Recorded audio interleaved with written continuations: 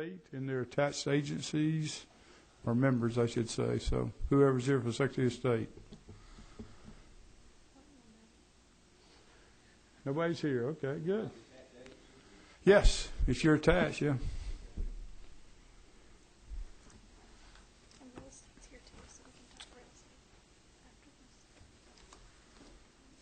Good afternoon. Oh. Try it now. Good afternoon. Try it now. Testing. Turn it on. I think you need to turn it on. Where is it? It should be at the bottom. There you got it. The green light went on. Yeah. Testing. Okay. Okay. Good afternoon. Rick Harston, Director of Drugs and Narcotics Agency. The budget for FY10 is similar to 09. As I testified last time to the committee, we were operating on a budget last year of about $1.7 million. We're down to $1.3 million, and we have taken that from 2 agents. We've let 2 agents' positions go. Also, if you remember last year, the House was kind enough to, by the way, our agents are law enforcement, and they're also pharmacists, was kind enough to give us $175,000 for salary increases for our pharmacist agents. Senate approved it, the governor signed it, but obviously with this fiscal crisis, that was taken away also. So, bottom line, we're down to 10 agents. We're down to the staffing that we had in the 70s. Our number of registrants has doubled, but we're down probably to the staffing we had in the 70s. But again, 2 agents position, they've already been let go, and that will cover for FY10.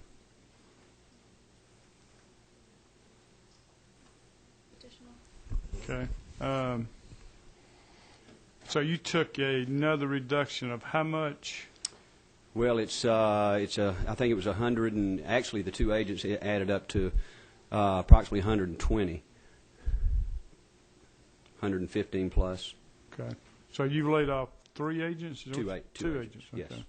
And then, of course, 175 that you see there also that's taken from the budget. What will happen if we keep going down, which it could very well happen? What will you do? It's going to be a public safety issue. I mean, if you heard in the news today, we had the Rite Aid fire in Dahlonega. We had to have 3 agents there to quarantine a whole store worth of drugs. We had a search warrant yesterday, arrest of a wholesale operator operating without a license with counterfeit drugs, adulterated drugs that were getting to the public.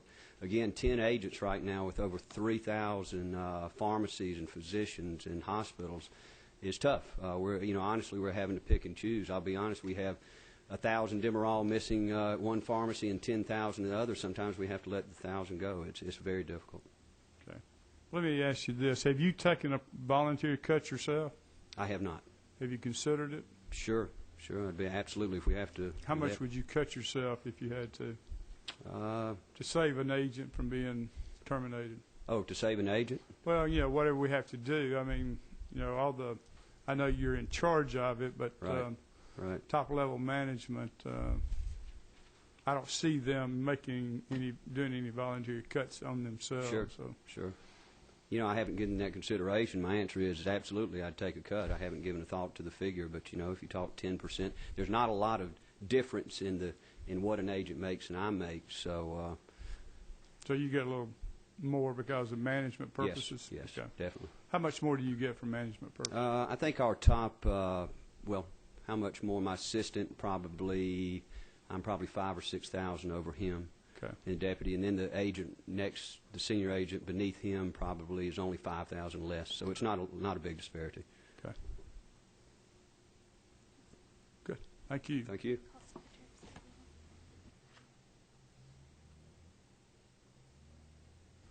Okay, Madam Secretary of State, you can go next.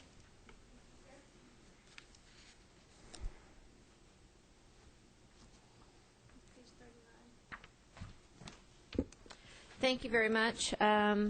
First, I want to start by letting you know that I am keenly aware of the difficult decisions that are on the plate of all the legislators, and what we've been doing in our agency is working to really prioritize the services that we're delivering and focusing on the must-dos as well as identifying the cost savings. For amended FY09, we reduced the budget 13.7%. Now, that's not with the attached agencies. That's just within the core of the Secretary of State's office. When you get to FY10, we are proposing and we support the governor's recommendations, which reflect a 16.8% reduction. I'd like to point out that these numbers are reflective of cost savings as well as organizational changes that we've made. These are not one-time. These are ongoing reductions based on streamlining the entity and getting real reductions in efficiencies. In personal services, we conducted a thorough review of all of our positions allocated to the Secretary of State's office. We did make the difficult decision to lay off about 26 individuals. It was certainly that was a tough decision and a hard people impact. Beyond that, we cleaned up the personnel books regarding the allocated positions, both the funded and unfunded, so that you could have basically a clean slate of what we were going to use, and even unfunded some of those that we thought we would eventually need. The governor transmitted some additional reductions earlier this week. We've reviewed those and are confident that we can manage these additional reductions with minimal impact. One other point is there's been some talk of mandated across-the-board furloughs. This candidly is not an approach that I agree with, and I don't think it's frankly an effective way to deal with the budget issues, certainly in my agency. So we've just drilled down and prioritized, and I don't intend to pursue furloughs. Finally, again, to reiterate, I do realize that the revenue numbers for the state are a moving target, and that means that there may well be and likely will be some additional budget decisions that have to be made. Please know that I am ready to work with you on those, and I simply ask and respectfully request that we work together on that versus someone just going in and making a change, because I do have some areas that we have worked very hard to protect. First and foremost, the elections division. I do have a federal minimum level of effort I need to meet. Corporations, obviously, I'm stretched to the limits there already, and I don't want to be in a position of having to delay corporate filings, which is really critical to people getting to work and starting companies. Knowing the cuts you've already taken, Madam Secretary, what would you do if you have to take another $1 million? What would go next, or what recommendation would you make? We will go through our prioritized list of services and initiatives, which we have already done division by division, and we will look at just the force-ranked prioritizations. What are the services that are the must-dos and have the biggest impact to Georgians, and then make the decisions accordingly to attempt to identify those with the least impact. Okay. Any particular one in particular that you're talking about? I don't have any particular at this mind. I would wait to see what would be the next number. You saw what the governor transmitted across. I don't believe there was anything in elections. I think there was 20,000 in corporations, which I think I can manage, and the others I can manage as well. How about the professional licensing boards? I know you're involved, but they have their own boards. Comes to mind the builder licensing board with the downturn we're in. I know that board's got to be struggling. Actually, sir, it's not. They're doing a fantastic job.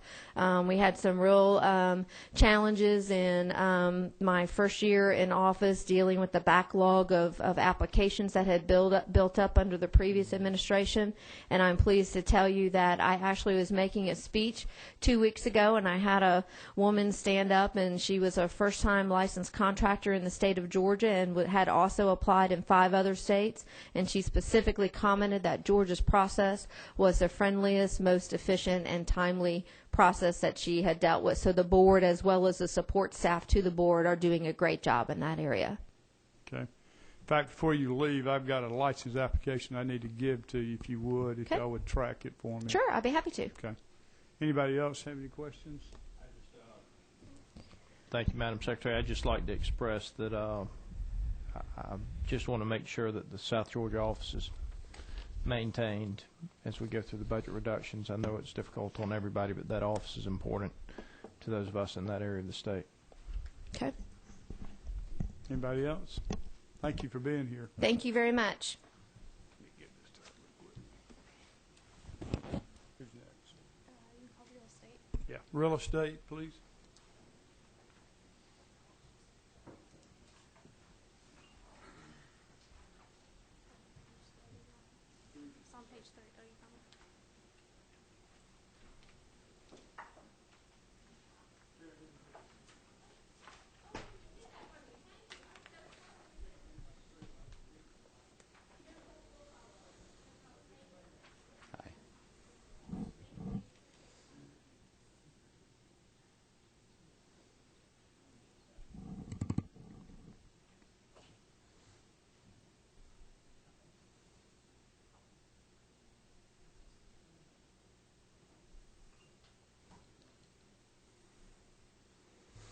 Okay, proceed. All right, Mr. Chairman, members, and staff, thank you for helping us with the FY09 budget and getting through that process. And as far as the FY10, I'm here to answer any questions. Obviously, we have the governor's recommendations, and those are items that I think we can definitely push through with. One thing, as a reminder, we are one of the few agencies that is not funded on tax dollars. We're funded on the revenues that we collect from the licensee population. But with that, we have identified some areas that we can take some cuts, and we have found some ways to move through. Okay, any questions from anybody? Looks like you're taking an additional governor recommendation, $32,645. Is that correct? Right, $32,000. While we have not pinpointed exactly where that would come from, I think we would be able to balance that through a typical area that we can usually point to is the contracts area. That's where we pay for our legal counsel. Yes, that is an area that we have in our control that we can defer some hearings or defer moving forward on some items if needed. And we do attempt, and we have had a much stronger effort recently to allocate cost of investigations when we're issuing penalties to try to recoup some of those costs, which if we hadn't done that and if we weren't doing that, we likely wouldn't be able to finish the year at this point. So, anybody else? Do you have any questions? Okay. Thank you for being thank here. You. Okay. Yes. Correct. And I was trying to keep track of it, but I don't have all of it. All right, the Holocaust. Vicki, you don't want to come up too? Come up too, Vicki. Okay. Good afternoon, Good Mr. afternoon. Chairman and committee members. And for those who don't know the Assistant Director, this is Vicki Staley, and we're very pleased to have working with us. And may I answer any questions you might have? Your recommended cut now is another 42,000. Is that correct? 20,000. 20,000. Is that 20,000, 2,600? So And your this is, total- I'm getting this from Secretary of State. Okay, your total now is what?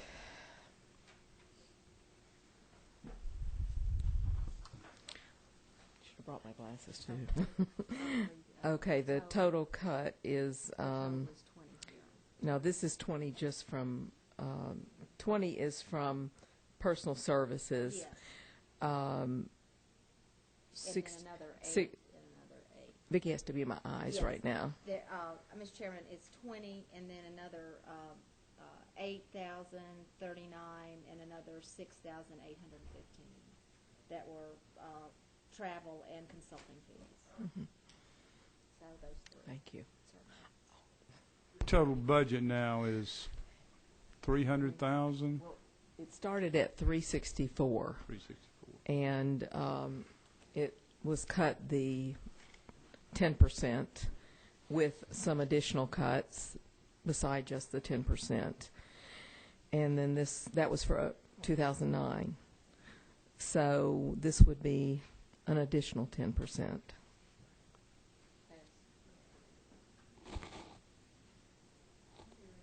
Yes.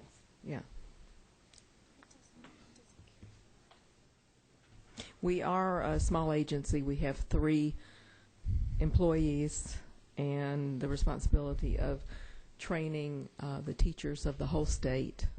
And that's why we have to have travel money at all, because we travel to the teachers. It's too hard for them, and they don't have the time to come for training to any central location.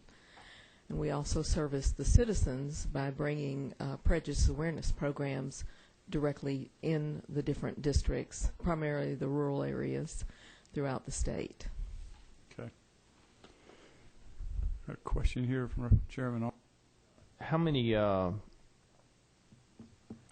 teachers do you train a year? Well, it depends on the funds, and we interface with let's see, 1,000. I'd say several thousand a year. And when we go into the communities, we have smaller groups, but in all, we interface and train and teach several thousand teachers a year. I can get you the exact number. They use the training that we provide not just as Holocaust education. The state has mandated the teaching of character education, and the teachers realize that the Holocaust Commission provides the training for character education because the over 20 traits mandated for them to teach every year, K through 12, can be found through the lessons of the Holocaust. So they do use these lessons mainly in their character education requirements because many of them don't have time to allocate special time to teach about the event of the Holocaust. That's not exactly what we teach about. We teach about who made up the Holocaust and why and how it happened and how it could happen in today's times. Maybe not the same victims, but other victims. But we teach the teachers how to teach the children to apply these concepts of character education to their lives in our diverse society.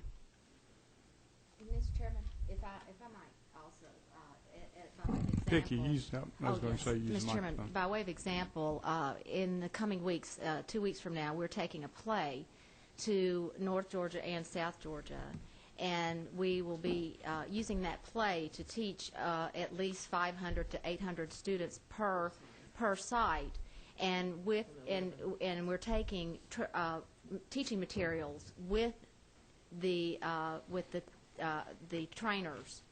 They will go into the schools, so we are reaching all those schools in those various areas over the next 2 weeks. And that's just one small example of the outreach that we do for teachers and students. This time we're going directly to the students and the teachers. We have 12 sites. Yes. 12 sites in the next 2 weeks where we go into these communities. This time we're going to Tunnel Hill, to Dalton, Lafayette, Douglas, Lakeland, Brunswick, Perry. And therefore, even if all of the students in the school can't take advantage, all the teachers can. And we will be sending an expert with the performer, and the expert is a PhD, the retired chair of sociology at Georgia State University, and he is a Holocaust survivor. So this is the caliber program we put on. Then the next month we will be bringing a training program of 4 days in length to the greater Savannah area. And this summer we'll be bringing training programs throughout the state. And this is our primary mission as well as the general public. We have wonderfully been granted the appearance of Pat Conroy, the bestseller author, giving his time and his fees gratis to help us in our program in the Savannah area. Do you have any charitable contributions? We have some, but they're only once in a while we get a contribution from a member of the commission, usually in the amount of $18 in memory of someone or in honor of someone, not very many. When we do programs that we have not received a grant for, the performance that's going to North and South Georgia was a grant that we wrote to it's called the Material Claims Conference Against Germany, and they gave us a grant, but we have to solicit private funding strictly for our programs. We do not have any state funds that can go towards programming. We administer these programs, staff them, but the content has to come from companies in the area in which we travel. So we work in those areas to find the exact cost of putting on programs. We don't make money. We don't have extra funds, but we know exactly what it costs to rent an exhibit, to rent the truck to carry the exhibit, and to pay the person or persons to set up the exhibit. Then as far as speakers, I'm the primary speaker. I'm a daughter of a Holocaust survivor. And then this retired gentleman from Georgia State who survived the Holocaust works with us very closely, as do other survivors and teachers. And what we're trying to do through our teacher education is teach these teachers so then they can go out and teach for us. It's kind of a train the trainer. And it's not, as I said, just about the events of what was called the Holocaust. It's not just about the periods of time from 1929 through 1945. It's about human and civil rights that go hand in hand with the Holocaust. It's a way in which the teachers can provide for better citizens in the future. And it's very successful. We are very happy that Georgia has been called upon by several states for assistance constantly, but specifically West Virginia and Mississippi called us and had us come in, speak to the members of their General Assembly, and they enacted laws to create Holocaust commissions. And now we just heard within the month that that is happening in Texas, and that one of the senators stood up in the well and said that Texas wanted to have this commission, and they wanted to model it after the very best commission in the USA, and that is Georgia. So we're very proud of what we do and the ability to teach others how to do it. It's not religious by any nature. It's not only about Jewish people, because the victims of the Holocaust were many, many Christians of all denominations in Christianity, and many races. And that's why what we do is so effective, because we let that information be known. I just wanted to mention one final thing. Representative Hill, we went into her district and took a program. So if you're interested in knowing some of the work we do, you might speak with your colleague. Thank you. Thank you. Thank you. And we still hear from teachers in your district. And we provide, what we do is when the teachers contact us, if they haven't had enough resources, and because of cost, we have put our resources on our website, our study guides, but we put them in contact with other resources that can help them in the classroom. And we have just begun a partnership where we, many years ago, had the desire to send teaching trunks in throughout the state. And because of funds, we were unable to do that.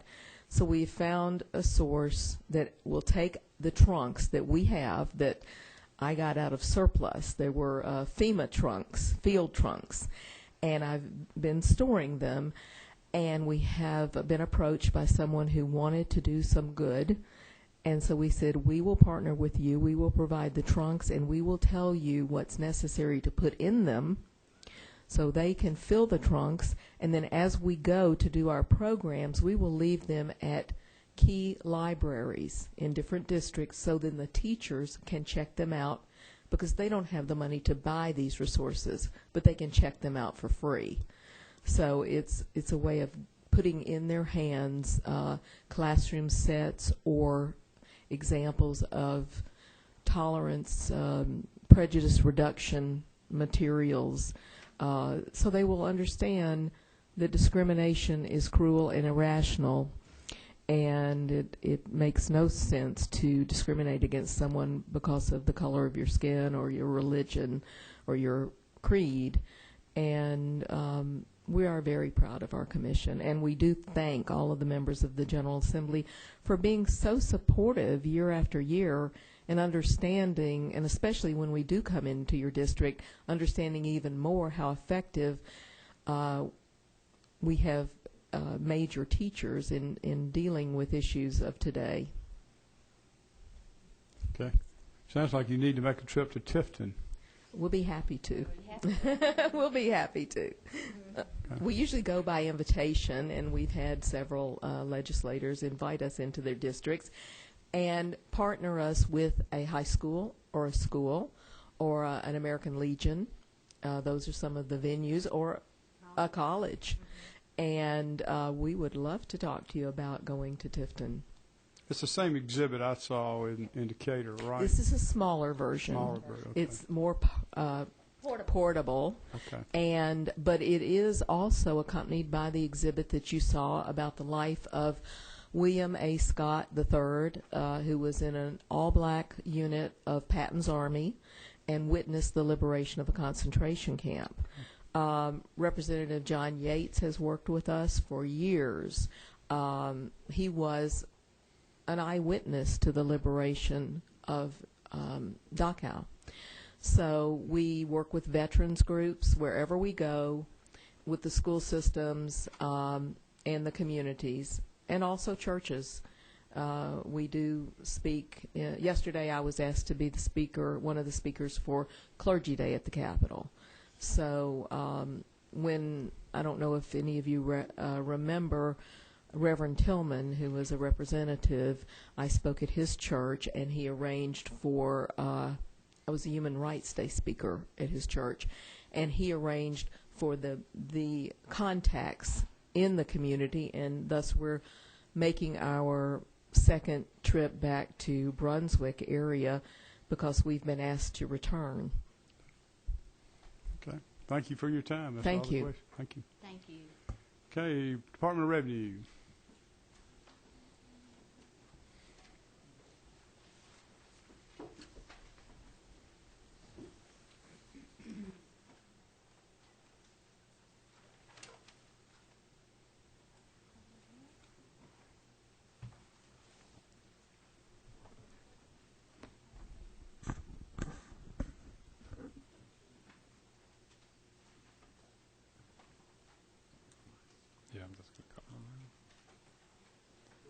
All right, thank you all Go for ahead. having us today. I have with me Chris Walker, our finance director of the department.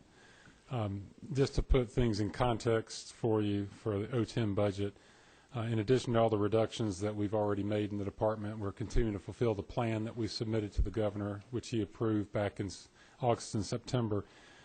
It results in an O10 budget reduction of approximately $9 million, plus another $563,000 from the latest budget instructions we've received.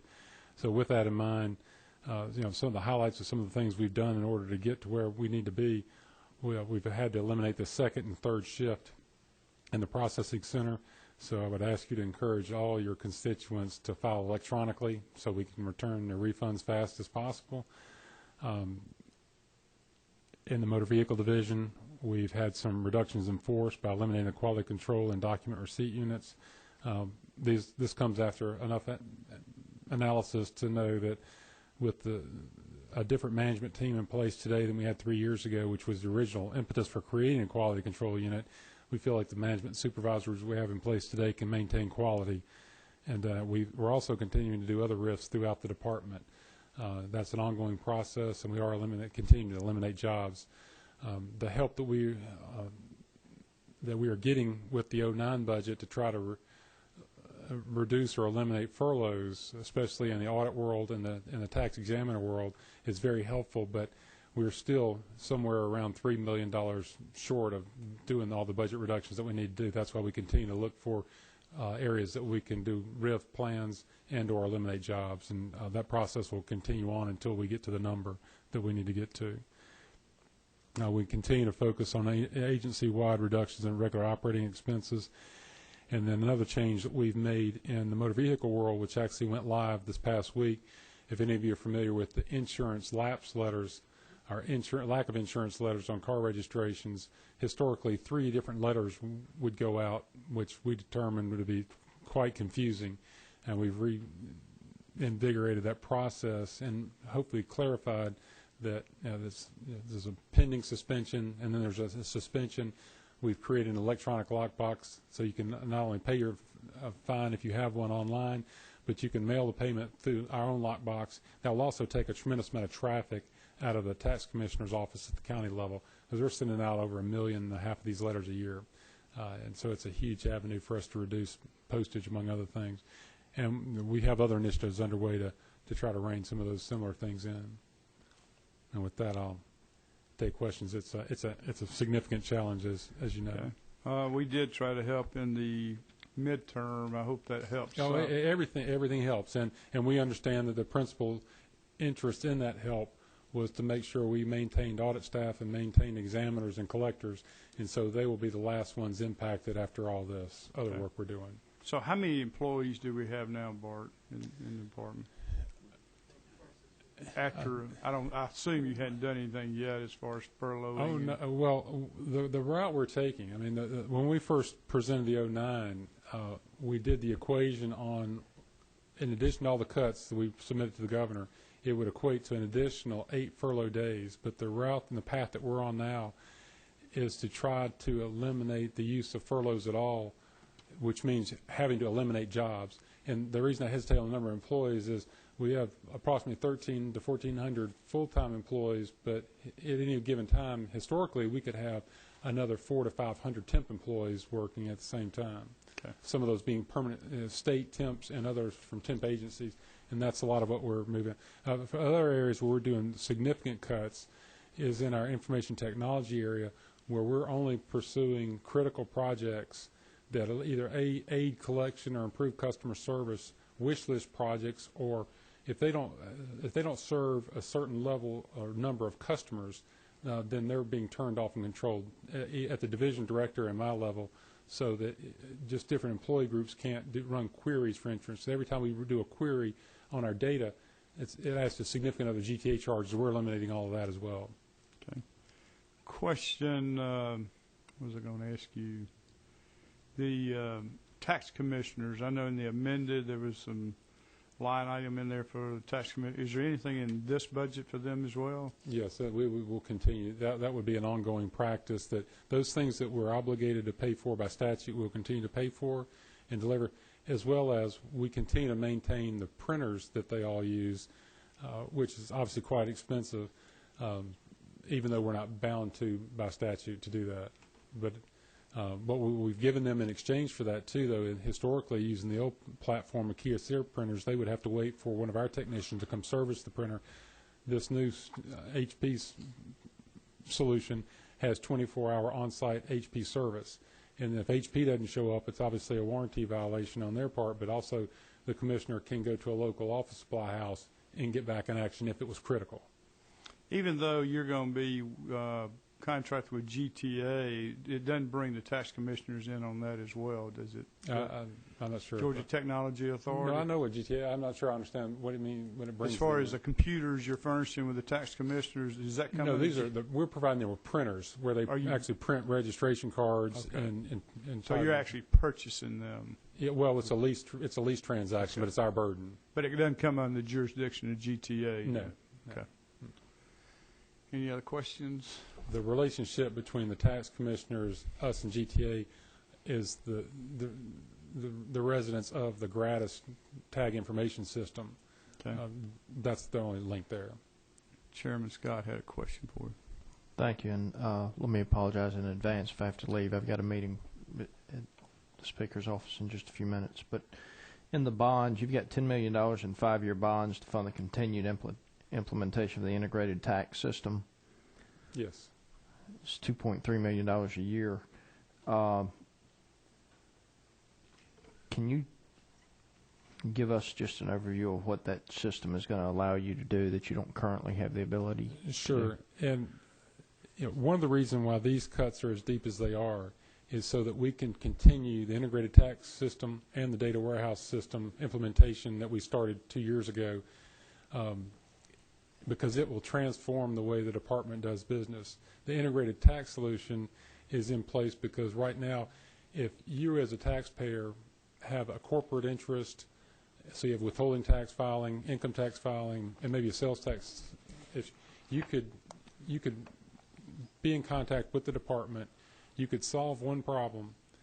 You could be told by an examiner that your account is current, and the very next week receive a notice from the withholding tax system saying, well, we missed something over there. The reliance is the employee has to log in and log out of 3 different systems to answer that question. And when you have a backlog of phone calls at any one time, they have a lot of pressure to keep trying to serve more customers. The integrated tax solution it's like one-stop relationship banking, if you're familiar with that, over the last 10 or 15 years, where the bank person you're talking to, or if you're at home looking at your bank account, you can see the entirety of your relationship. And that's the biggest customer service front end. And what that does is reduce transaction time. It reduces the number of phone calls. So the other solution would be for us to come ask for more employees to answer all those different phone calls. What we're moving toward is to make the department more of an enterprise-based solution provider rather than geographic. The whole thing was built geographically, historically, with regional offices. So if you had multiple business interests around the state, you could end up having to talk to 3 or 4 different people in revenue to solve or get your relationship in order. And with this platform, you'll be able to do that, hopefully, with one-stop shop. That's fine. Thank you. Oh, my goodness. Bart, if things get more soft, which they probably will, what would you do? What would be the next step? What programs do you need to eliminate or do you want to eliminate? Well, that may be a loaded question. Well, we're down now to every program that we have and do is statutorily required. So what we look for then is not getting out of any particular business. That's me. But possibly doing less of it. So where we might audit 1% of a certain population or any demographic or any industry, that audit relationship may be 0.75%. We continue to measure the length of time it takes us to answer a phone call through our customer service areas. I'm not aware of anything off the top of my head that says we can just stop doing it. Okay. You and I had a discussion about the auto salvage business at one time. That was something you were interested in probably eliminating or shifting, or you didn't need to be in the business of? That's correct. Can you tell me more? Sure. The existing salvage business as it is today requires a salvage inspector to look at a car and inspect it theoretically for it to get a salvage title. And that can either be done on private property or it could be done at one of 6 salvage stations around the state. Those salvage stations have existed for 20 years.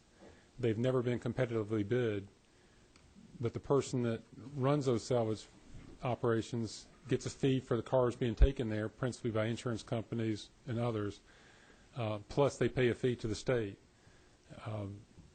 We either had an obligation to do an RFP to bid those out, if you will, or look at it in the inverse where we don't inspect residential homes, which are more dangerous than cars in a lot of respects if they're not built or constructed right. Sure. So I guess the other piece of the salvage business is that over 20 years we've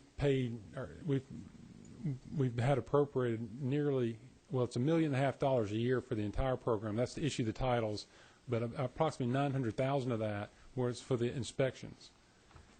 We've only earned or collected a little over $8 million in total revenues over those 20 years for this inspection that in many cases doesn't last 5 minutes. Nobody's test driving the car.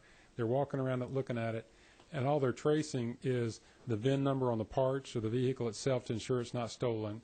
You already have to have an inspection, emissions inspection for the repairer of the vehicle in order to sell it to somebody else. So that's already taken care of. And there's an ICAR compliance requirement under federal guidelines which again can be automated. And so our perspective is to just let that industry privatize itself, let private inspectors inspect these vehicles to ensure the VINs are there, the emission was done there. And if the buyer has to know that these things are required by law, if the seller doesn't provide them to you, don't buy the car.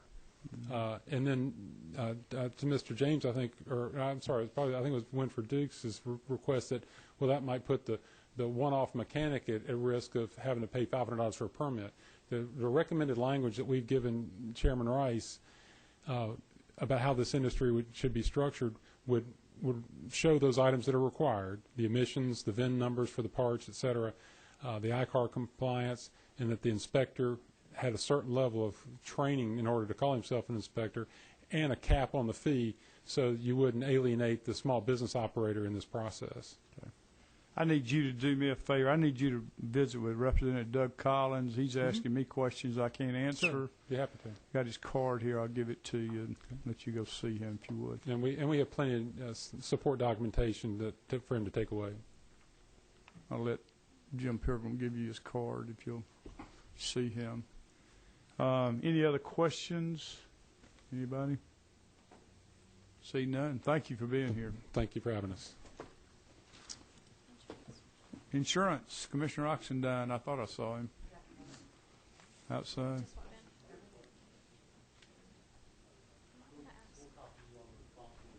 That'd be fine. Thank you.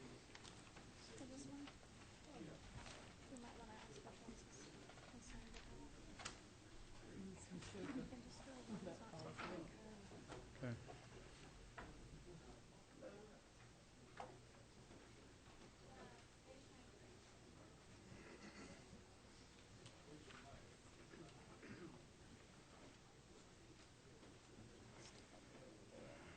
You're still here, guys. Have a back question.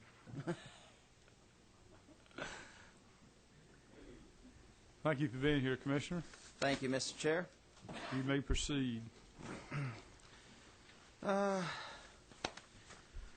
Situation is, of course, in amended 09, we were cut about 14%, 10% across the board, next year's budget and the 10 budget. We will do whatever we have to do. Just simply want to point out a few things, and if there's any way the committee can help us. At this point, we're down to having to get rid of human beings. I mean, we've done everything else. The department today is about 20% fewer employees than it was 14 years ago. Very few agencies in state government, if any, can say that. How many do you have now then, Commissioner? We did have 310 people a dozen years ago. We now have 243 people. Basically, this 10% is a little over $1 million of pure personnel, miscellaneous here and there. We're already furloughing everybody, myself included. I'm being furloughed one day. Every employee in my department's being furloughed one day. And I think I'm the only constitutional officer that is being furloughed. You're a good volunteer. Well, that's what I'm trying to do, is do my part. Anything that can be done, we'd appreciate it. If we stick with this proposed cut, it's going to be axing a lot of human beings. Our agency is all personnel. It's analysts in the insurance area. It's building inspectors, engineers reviewing blueprints in the fire marshal's division. Everything we have is people. We have used technology previously to save as much money as possible. An insurance agent, as you yourself are aware, you have to jump through a lot of hoops to even find a piece of paper. We have all the agents renewing online. Insurance companies, we do not accept paper filings from insurance companies. We only accept electronic filings, everything that can be done to cut costs. And we'll do what we have to do, but it's down to buildings may not be inspected, documents might not be reviewed. I mean, we'll probably have to knock out another 20 or so human beings. But I do have a question. In the industrial loan division, there was no recommended cuts to our friends. Is there any place in there that you can reduce? We only have a few employees in that division. There's only 10 employees in that entire division for the entire state. It's, you know, it's not a 10 people to cover the entire state and regulate. I'm trying to think. It's how many thousand offices? I think it's, what, about 6,000, 7,000? I think it's around 6,000, 7,000 industrial loan offices. I may not be 100% accurate on the number, but, you know. I'm sorry, I didn't realize Pretty that lean. Chairman Williams is sitting next to him. He's one of the victims, isn't he? Was he nudging you? No, I didn't even think Kicking about you? it. I just. Okay. And one other thing, and one thing I just want to point out that I thought was unusual. I don't know. I may just try not paying the building authority and see if I get evicted. But they did reduce my rent. Oh, there you are. If I don't give you $33,000 next year, it's not my fault. But no, I noticed there was a $33,000 reduction in my rent. I don't know if the building authority is going to cut me a break or if I just run the risk of eviction or what. Knowing the director, I doubt he will. But all of my rent cost is building authority buildings. I don't know why rent was chosen, but OPB did put down $33.2 thousand on rent. So if you have to go down again, assuming the economy is going to get softer, then you're talking about. We're talking about fire inspectors, and we're talking about people reviewing, looking over the shoulder of the insurance companies. We're talking about folks looking over the shoulder of insurance companies, making sure they're complying with the law, and we're talking about people making sure that buildings are safe in compliance with the fire code. That's what we do. Got a question here. Is that you, Lynn Moore? Okay. Thank you, Mr. Chairman. I guess this is the hard part of my job as a legislator because, you know, I'm a conservative just like you may be. But my concerns here are you're 20% short of your personnel right now.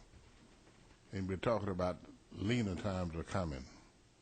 How vulnerable are the people that you serve in this state out there by being this way? You know, what we have done is, you know, in good times when other agencies got fat, we said that we should be good stewards of the taxpayer dollars, and we have always run a very lean ship. A lot of agencies do not run a lean ship. So when you do across-the-board cuts, you're actually punishing the good people who've been good stewards of taxpayer money. And what I would encourage the committee and the House to do is not just do across the board, which is the simple, easier way, and simply look at where cuts need to be made and to make that decision. But we've worked hard and have not asked and received huge increases in more recent years when other agencies have, when the state budget has been going through the roof in past years. That has not been the case with us. Follow up, Mr. Chairman. If your agency requests are met this time instead of the governor's recommendation, do you feel that this state will be safe as far as fire departments and as far as if we were at our current level, I mean, we think we are keeping the state safe, and we're doing a very good job keeping the people of Georgia safe today. I become much more nervous if we have to start major layoffs. I mean, we've thought about a second day of furlough, but you start furloughing people 2 days a month, you start losing people, and you probably are more likely to lose your most experienced, talented individuals. You know, I just don't know how practical a second day of furlough is. It's either 2 days of furlough or firing people, and at that point, there's a point where public safety is going to be jeopardized. Thank you, Mr. Chairman. I kind of feel sorry for my Insurance Commissioner at this point. Thank you very much. I could use all the help you could give me, Mr. Representative. I don't see any other questions. Thank you. Thank you for being here. Thank you. State Personnel Administration. It's on page 30.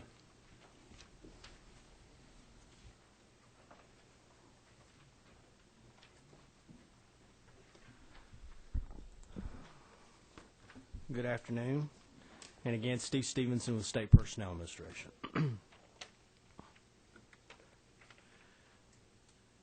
The information that you have in front of you pretty much mirrors the exact amended 09 budget piece.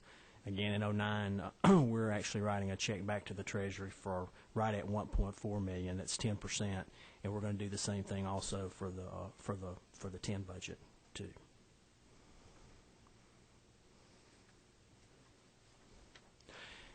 Tell me again what you do.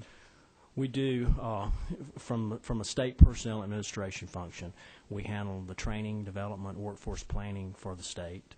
We also manage the benefits, the flex benefits for state employees, and that's not the health insurance. It's all the benefits that the employees pay 100% for. That's a different website you have up, right? Yes, sir. Okay. We're actually working on to combine those two, where it's actually easier to go to one place to do all your benefits. We also, again, the workforce planning piece, workforce development. We also, by law, have the state personnel board function within the agency also that we deal with, Okay. grievances from a classified standpoint, and then also hear issues from unclassified employees. How many people do you have working in the agency now? We currently have right at 100, and I'm glad you brought that point up. I'd like to, contrary to what the insurance commissioner just stated, I've actually got the facts that show what agencies have reduced over the last 8 years.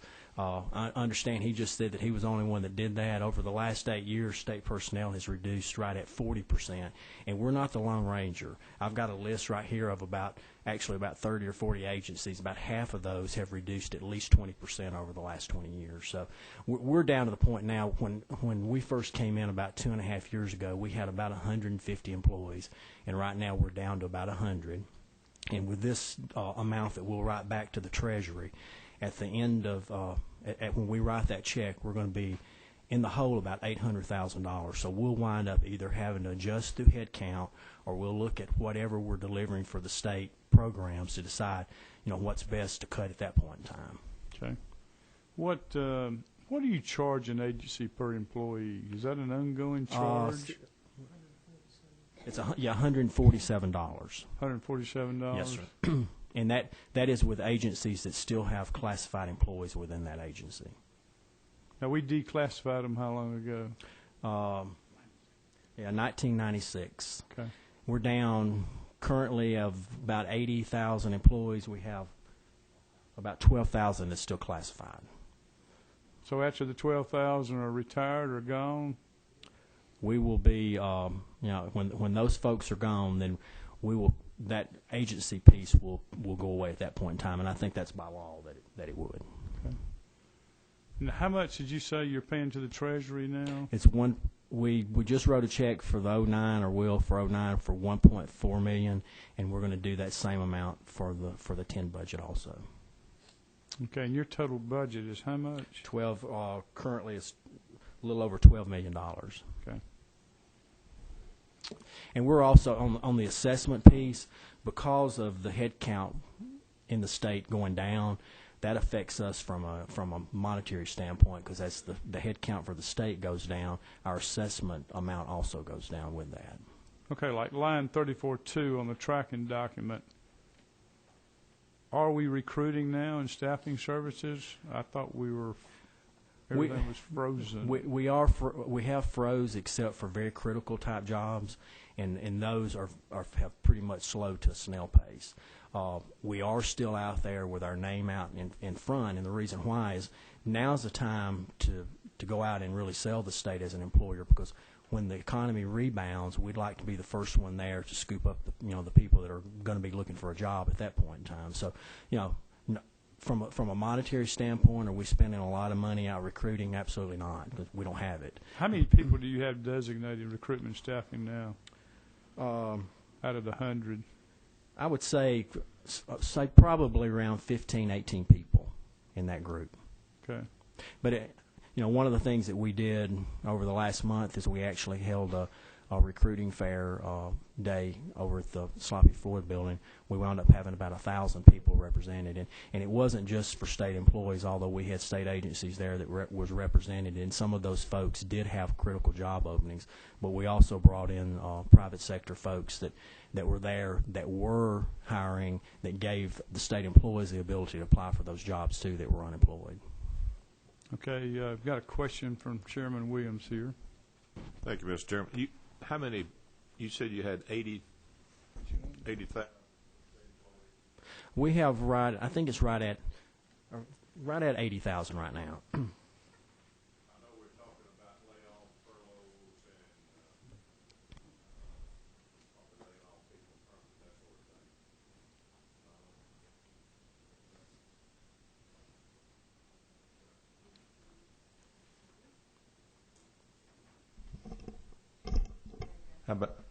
How about that? Okay. In the recruitment part, in this day and time where we're talking about furloughs and layoffs, and yet we're recruiting, if we recruit these people, are we putting them on board as employees? No, sir. I think my point was that what we're doing, there are certain jobs that we've hired for, critical type jobs that we need, and again, that is very minimum. What we're doing is we're keeping the state of Georgia's name out there, and have making sure people are aware that we do hire in the state of Georgia, and at some point in time when the economy rebounds, we'll be doing it again. So, those 15 people are out doing various things, and because we're such a small agency, we're able to move people back and forth from, those folks may be working in the benefits section just as well as they're working in the recruitment and staffing section also. Okay. In solving this thing, like you say, we're down to bare bones as far as money goes, and we're not talking about people. Does the state have an early retirement program that people that may desire would be willing to retire early to reduce the? Currently there's no incentive in the ERS plan as well as the TRS that would give the plan the ability to offer that. And I think what you have to look at there is, and especially in the private sector, you hear a lot about early out offers. That money that is offered people to take an early retirement basically comes out of the bottom line for those pension funds. And I think we'd probably have to look real closely at, how do we structure that, especially since the ERS fund is not funded at 100% right now. So you have to look at, okay, how are you affecting the overall bottom line of the pension fund by offering an early out? But, currently there's nothing in place. I think legislatively something could be passed and addressed that way. Okay. Now, I know some of this can be accomplished by attrition. Now, these that you're recruiting, those positions that leave normal time or quit, whatever, they're not being replaced. In other words, they'll be left vacant until such time as the economy picks up. Yes, sir. Okay. That's correct. The only jobs at all, and like I said, it is slow to a trickle, are jobs that are absolutely critical, and those are very, very minimum. And we have a process to go through, in addition to state personnel having to look at the reason why somebody would be hiring somebody. OPB is also the second phase of looking at that. So it's really a dual relationship as far as being able to approve somebody to get hired with the state right now. It's pretty tight. Thank you. Okay. Chairman Smith.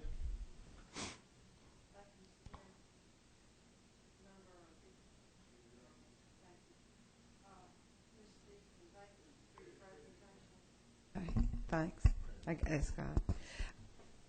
I do have a question about the decrease in number of employees, not just for your agency, but others. And I can't remember right now, what was the name of the governor's initiative? Was it One Georgia, where there was consolidation, software for everything, here's where I'm going with my question. How much has technology added to the state's ability to reduce employees without lessening what we were able to do? In a business, for example, our company went from 11 to 6, and we were more efficient and could do more. So when you give us those numbers of the reduction of employees, if there's a way to help us gauge, did we lose efficiency or the mission of the agency? Yeah, and I can actually, I'd love to share this report that we ran, and I would love to send that to y'all. And it really goes in depth as far as what's happened over the last 8 to 10 years, year by year head count. And in addition to that, you can bounce it off with the state of the population of the state of Georgia. How's that moved with the state employees versus the population? And you've got one going up, and it's obvious that you've got the other one going down. You've got to be able to take some efficiencies as a result of that. And a lot of it is technology. I mean, if you go back and look over the last 14 years, we could have sat here and done nothing and been able to take improvements in headcount based just on technology itself, computer technology. So, if you look at the last 14 or 15 years, if you can't reduce 15 or 20% just based on technology, you're doing something wrong as a manager, as an agency head. That's my point. Yep. And I think it would help us as a committee, as we're hearing other presentations, just to always keep in mind. I know some of the cuts are very difficult, but some of it is just because of increased technology and investment in different software, et cetera. Right. So thank you. Yeah, and some of it is, as a result, to your point, is one of the things that we're looking at is going to more of a shared services model. And that's for like agencies like myself, for GTA, for DOAS, agencies that provide services to other agencies that it's really, their function is really not a core function of what they do. And it just makes sense to be able to more centralize or standardize those functions where you don't have duplications all over the state. That's where we're going to wind up really reducing headcount overall. That's where you'll see the big savings. I think that's all the questions. Thank you so much. We for being appreciate it. Workers' comp? Page 43. Page 43.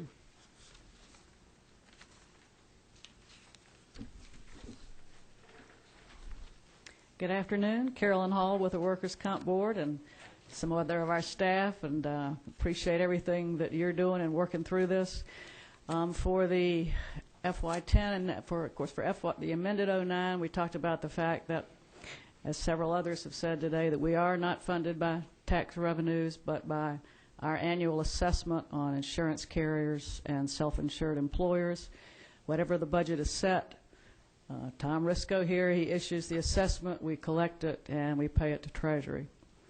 We are also operating with vacancies through attrition. We've had some retirements this fiscal year, and that has helped us. We have not yet gone to SPA and OPB with a request for a critical hire. We are just trying to maintain, and part of that, Representative Smith, is because we started a technology program in 2004, going to an electronic web-based system and a work management system internally and for our external customers. Over the next 12 months, we're rolling out one of our biggest pieces, which is electronic filing by insurance carriers only. We'll be going to mandatory, but it will take some time with testing and beta testing for all of their data. We have in the past, and we did beginning in 2003, have a line item inserted into our budget during that economic downturn for payment to state treasury, which we then collect and we write the check into Treasury. I know SPA said they had $1.4 million both FY09 amended and this year.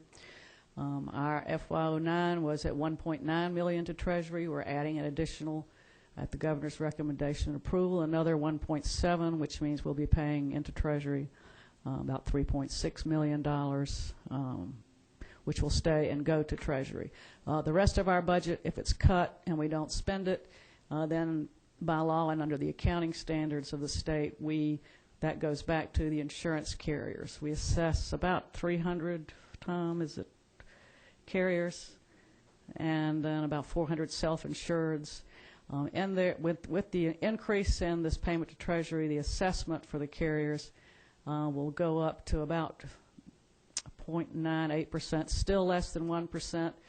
In their filings with the Insurance Commissioner's Office, they have kind of a built-in 1% charge for funding the Workers' Comp Board. A number of state boards are funded this way, and I think I had charts, and I have some more if you'd like to see them again.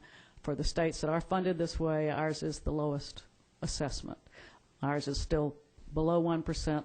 Some other states are up at 2, 3, 4, 5, and up to 7%. So, Judge Howard, can I ask you something? Did you say Yes, you sir. sent money back to the insurance companies? well, through the next assessment. So if in FY10 our budget is reduced, and we've assessed for the original budget, Okay. like for 09 we did, then when we assess for 10, you take the 2010 budget and deduct any budget reduction or deduct any lapse, which goes to Treasury, and that's reduced from the overall assessment. So that's in code then, right? Right. Okay. The code says that we can assess. We assess for what the budget is set each fiscal year, and if there's, and it pays the Treasury, but it can only be used strictly for running the State Board of Workers' Compensation. And if there's a reduction, then we have to give that reduction back in the next fiscal year assessment to the carriers. That's a good deal then, isn't it? But the payment to Treasury allows us to make a payment to the state, to the Treasury, for other state services that's not specifically in a line item or that we're specifically billed for, and like your services and the Governor's Office services and GTA. We're also working with GTA. We have in the common charges a charge for the GATE 2000 outsourcing project with GTA. You know, technology has allowed us to do a lot and to function a lot with our current vacancies. And after the next 12-month roll-in, I think we'll even be looking at a very different business model, for the future for the board. Okay. Question from Good afternoon, Ms. Hall. I'm concerned about and worried about the economy and what impact it's having on. Do you see a great increase in workers' comp claims because of this? Yeah, that has been the historical trend when you have plant closings. In particular, if the plant had been working with people on light duty or restricted work from a work injury, and then they're laid off or the plant closes, you see an uptake in the claims. We haven't seen a lot of that yet, but we're kind of expecting we might. We instituted a mediation section, an ADR unit several years ago that's been very successful, and what we've been doing is we've come to Dalton and we've gone to the Columbus area before and other areas around the state when there's a plant closing, just like the labor department might do, but we will go to try to help mediate and settle and close any open workers' compensation claims, and that's been very successful in reducing litigation and having claim files and reserves needing to be carried into the future. Tell me how the relationship with the feds go. If when you have, say, an excess or an increase in claims, does the federal government then send money down to us? Or how? No, this is strictly all private. All private pay. Okay. So no federal funds involved at all. No federal funds. We keep the data. We collect the reports from the private carriers and the self-insureds, and then if there is a dispute, then we either through trials or through mediation between the employer and their carrier and the injured worker or allegedly injured worker, then we resolve that dispute. And the cost really of the system are paid by the carriers and the self-insureds themselves. The rates are determined by the number of claims, so you figure how... Right, and as far as the rate setting, that is all done through the Insurance Commissioner's Office. Okay. Thank you. Judge Hall, how many work comp carriers do we have in the state of Georgia now? I think Tom's got the close numbers. It's a good many, which is a good thing. Yeah. Because it keeps the competition, the more competition, the better, and it keeps our assessment. You got the numbers? Yeah, insurance companies, 363. 363? Self-insurance, 462. 462? Right. And We had the other. We are also, as far as cost per worker for employers, especially for the size of Georgia and the growth we've had over the last few years, good growth, economic growth. The cost per worker is the lowest in any surrounding state for an employer. Is AIG a work comp carrier in the state of Georgia? Yes, they are. What are we going to do about them? Well, I was getting really worried about the insolvency pool and their liabilities in the event that. Well, that's a profitable end of it, though, isn't it? Right. Their AIG is making money in workers' compensation, and they'd be happy to continue to write it as long as they can, I think. They also administer, as a claims office, claims for other carriers. Okay. Any other They have questions? a lot of different businesses, as we know, have learned. Any other questions from anybody? Judge Massey, you want to say anything? You normally do. Good. Thank you. And we're happy to have him. Okay. Thank you. All right. Thank you.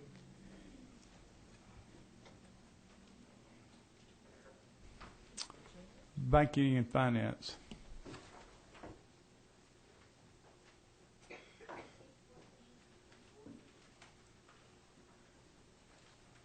How's the banking business? Oh, even worse than the insurance business. That's right.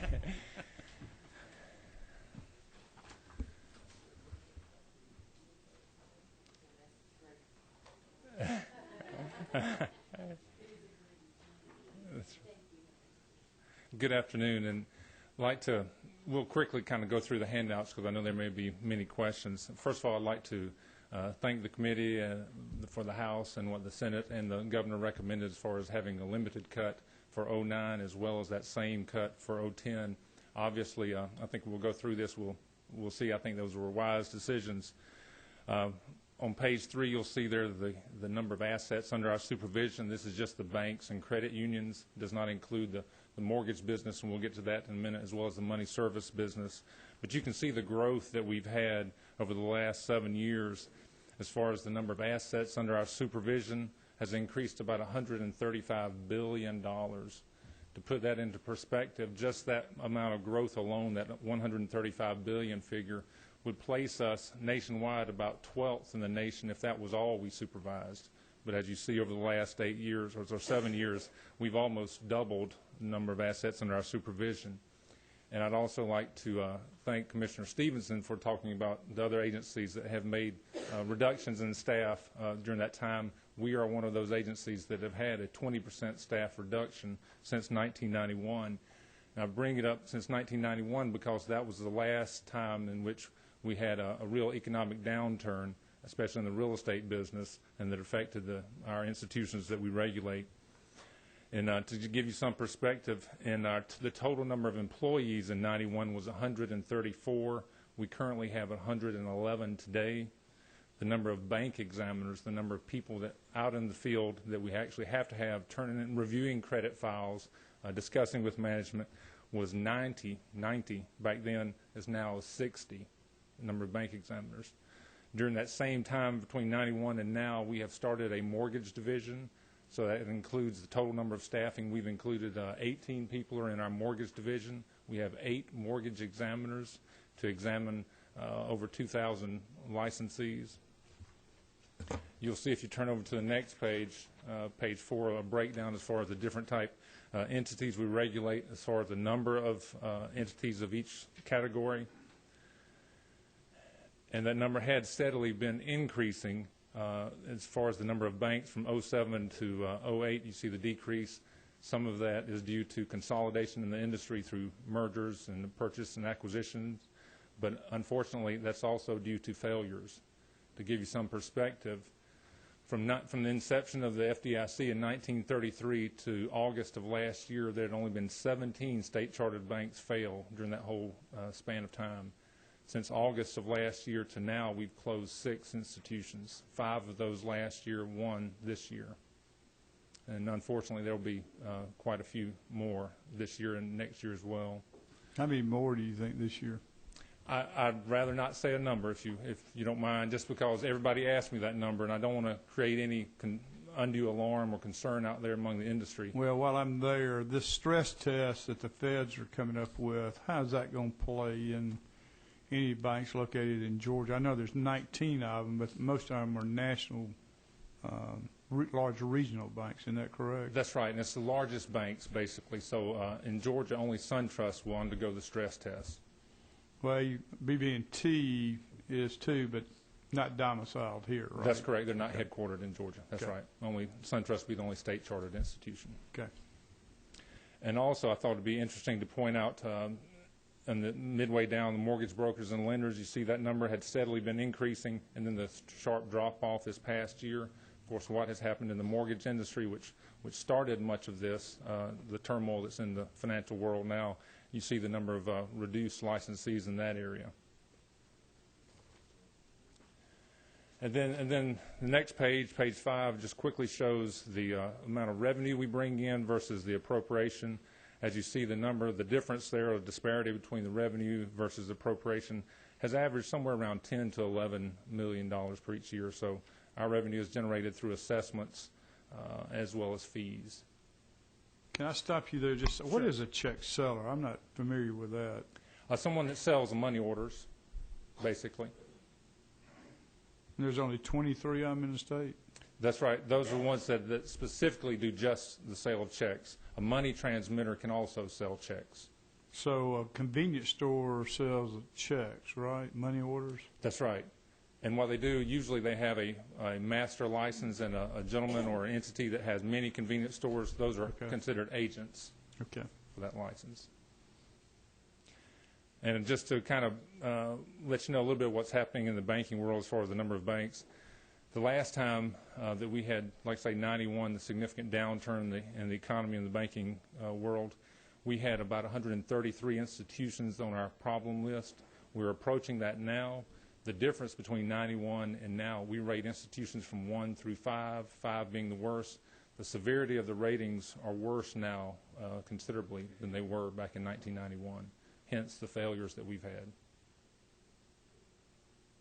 So I'll be glad to answer any questions. And yes, banks now that we have under an order of cease and desist, you can tell us how many that is, can you not?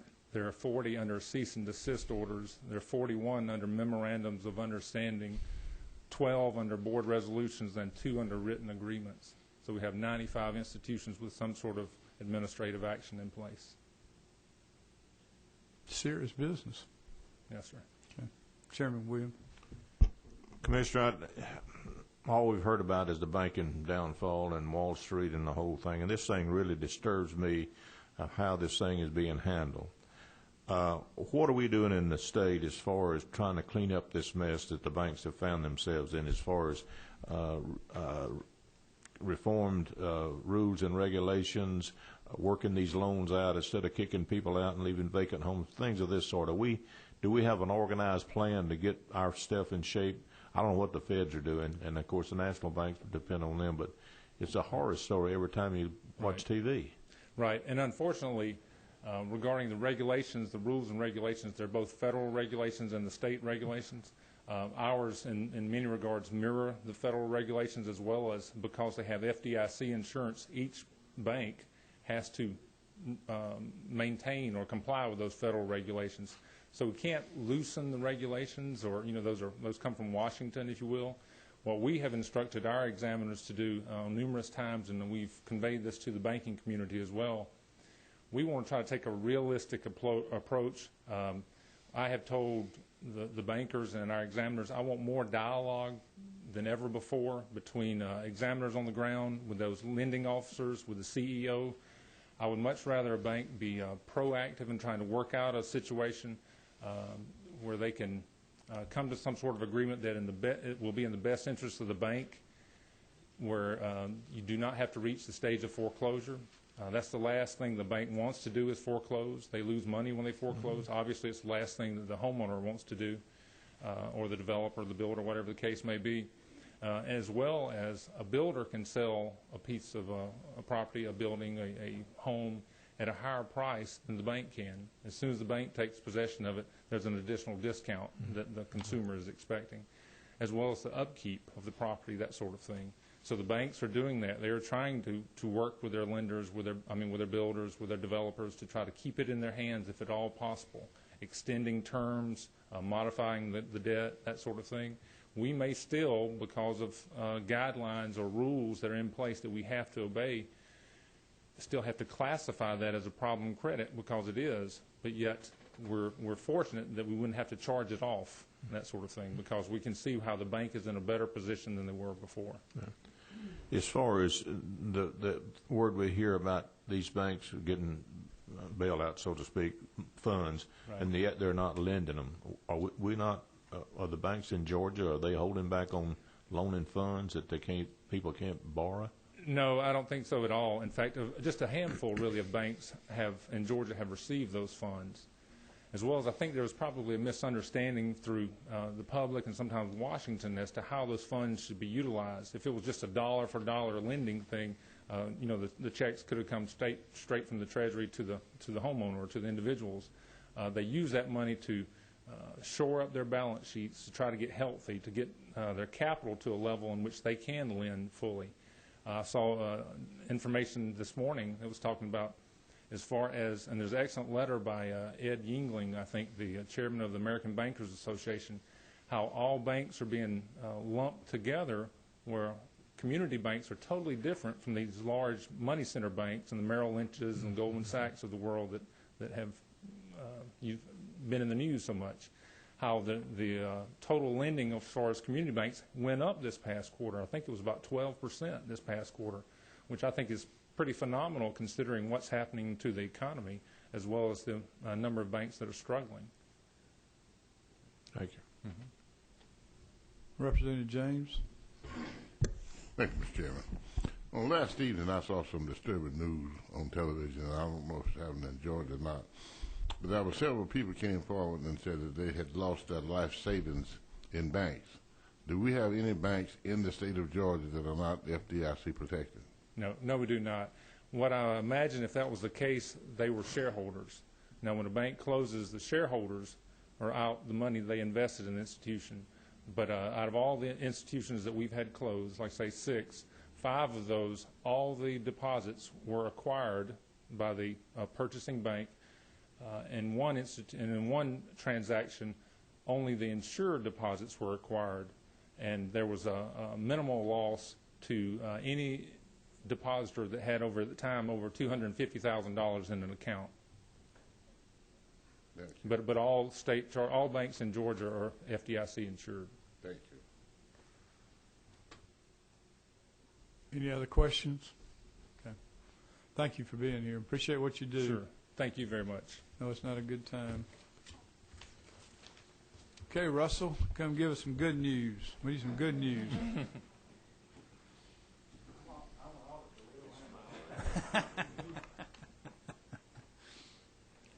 While I'm thinking about it, I did ask for another physical note. Did I ever get one? I'm sure you did, sir. I got one, but it was wrong. I called your office a couple weeks ago. Okay, I'm not aware. House Bill 106. Okay. Was it a revenue note? Yeah. Georgia State did it, but okay. I sent them the correct information, but I have not heard back. Okay. I'll look into that. I'll look into it when I get back to the office. Thank you. I know you don't have anything else to do.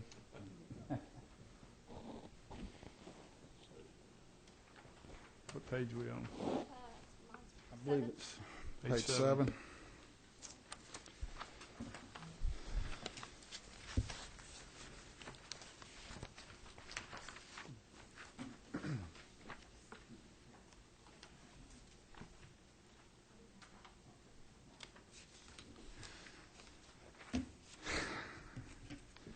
We're getting very good at subtracting over and over. You don't have a plus on that calculator? We don't need it anymore. I'll be glad to go through the cuts and how we plan on getting to the reduction shown on the sheet that you have, as well as what we understand will be an additional reduction based on the governor's lowering of the revenue estimate. Primarily, we will we will be reducing our base budget for 2010 by the state health benefit plan employer contribution reductions, as well as deferring any pay raises. That goes toward our total. We've done a staffing study over the last 6 months, and we have determined that we can permanently eliminate 11 positions from our authorized count.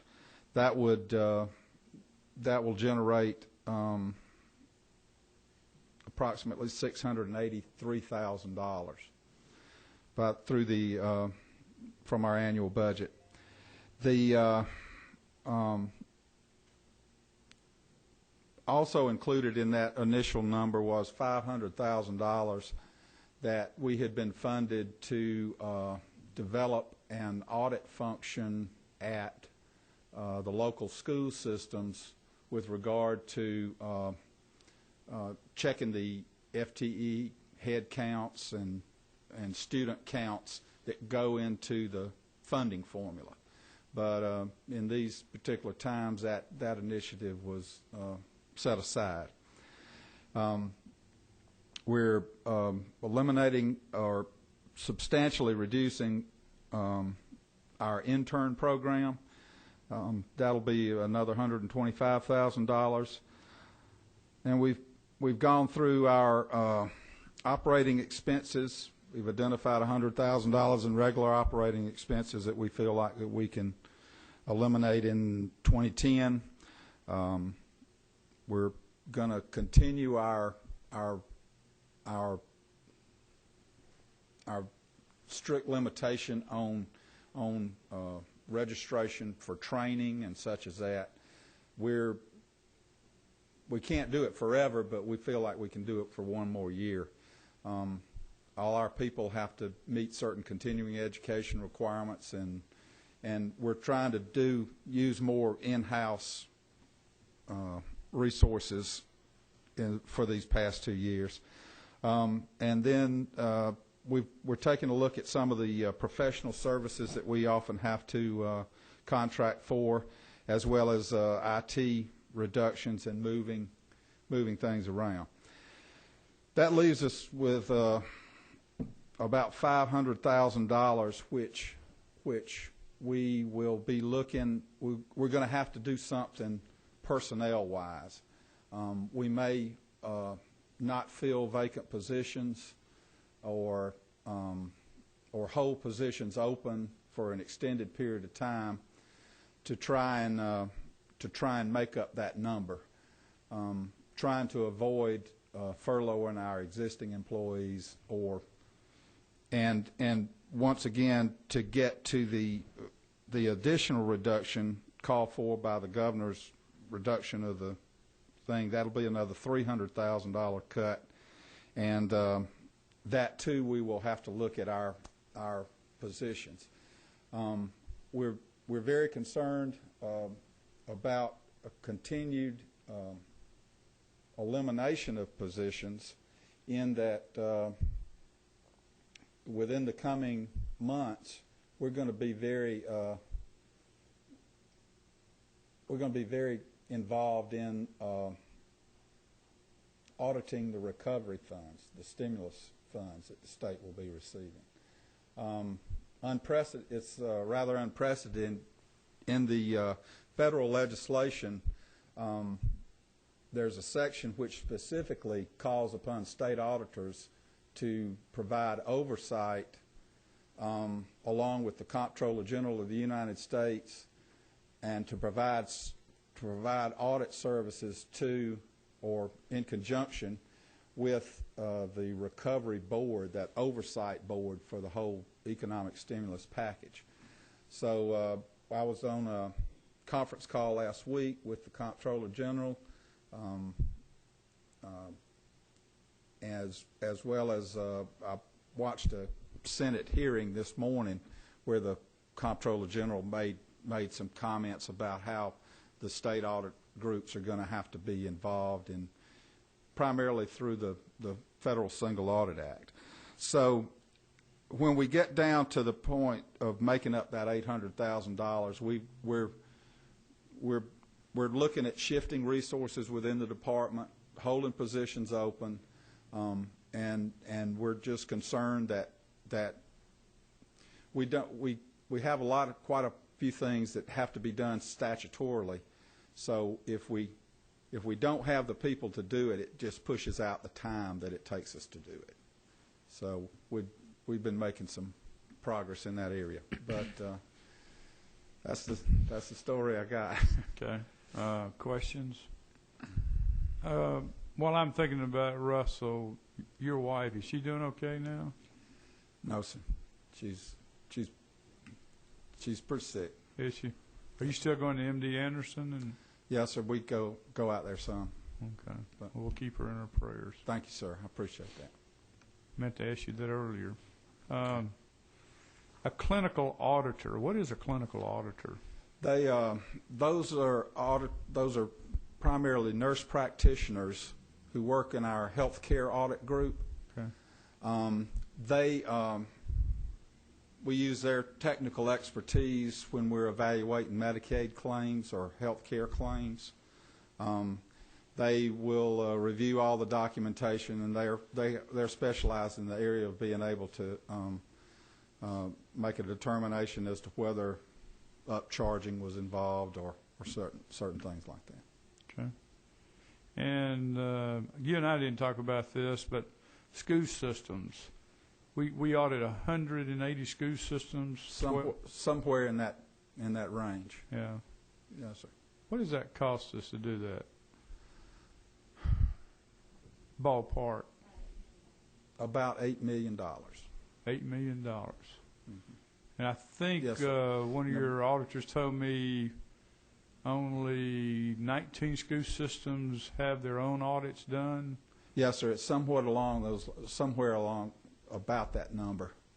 We have worked out arrangements with them whereby we supervise their work to meet our statutory responsibilities, and the school system pays them directly. Could we require the school systems to do their own audits based on your standards? It would require a change in the law, I think, or a change. Yes, sir. Yes, sir. Because you're always 12 months in the rears. Isn't that correct? It's yes, sir. Because as we discussed earlier, our priorities are to get the state audited first, and the university systems and such as that. We tend to start auditing the school systems in late November, and so that puts us further down the line with regard to completion of that work. We generally have them audited within 12 to 15 months of the end of their fiscal year. Well, like the toboggle I had up in the city of Gainesville, I don't know if you're familiar with it, ended up with a $6 million shortfall, and they complained to me that an independent audit would cost $65,000, but y'all caught the shortfall of $6 million. Wouldn't it make sense to do that? With regard to having them audited earlier? Get it, yeah, right. Picking up the mistakes or errors. Yes, sir. Okay. I was just curious. Yes, sir. It's primarily a priority thing. You know, we can the school systems. We audit the school systems in accordance with both the state and federal guidelines, and then the state captures approximately $800,000 or $900,000. I believe it's between $800,000 and $900,000 in federal reimbursements for the work that we do, and then we put that back into the Treasury.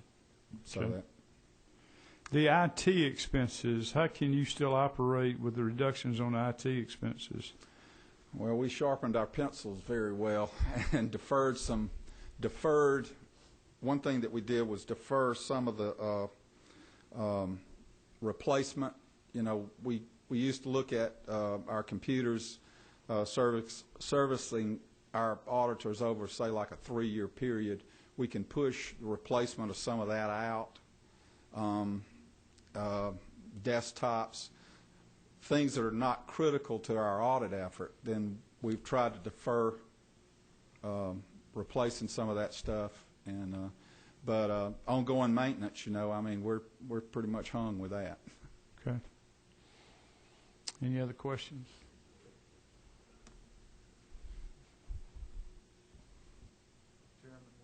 Chairman Williams.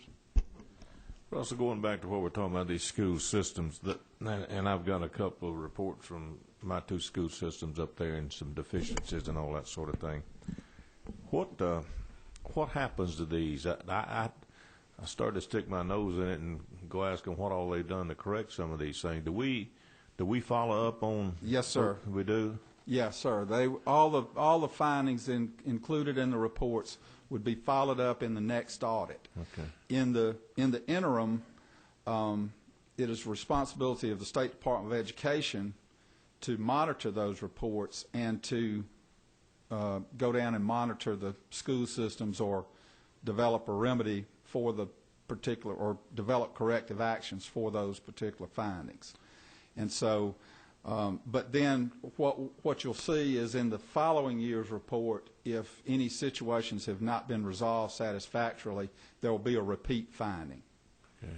So, well, is it effective? I mean, do we bring these people up to whatever are they just ignoring some of this stuff, or is it effective that we're doing what we're doing to get them in line? Or well, I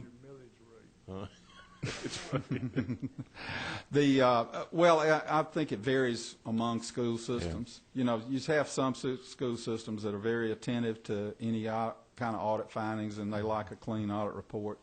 And then others are strapped with personnel issues with regard to some of the findings or recommendations on internal controls or something. Their take is that, well, we would have to increase staff if we did that, and we'd rather allocate staff somewhere else. And so, we can't make them correct that finding. That's more the responsibility of the State Department of Education. Yeah. But we certainly do continue to report on it. Maybe it'd do good for us as a legislator to write them a letter on our letterhead saying that we're aware of these and might get their attention that way. Yes, Going sir. back to Chairman Rogers, you said there's how many systems now that do their own audit? I think there's between 15 and 20 now. Okay. And that's at their that's at their own expense? Yes, sir. Nobody complained if they found out the state pays for these others, there'd probably be a rebellion. Yeah, I think that they are aware of it. Yeah.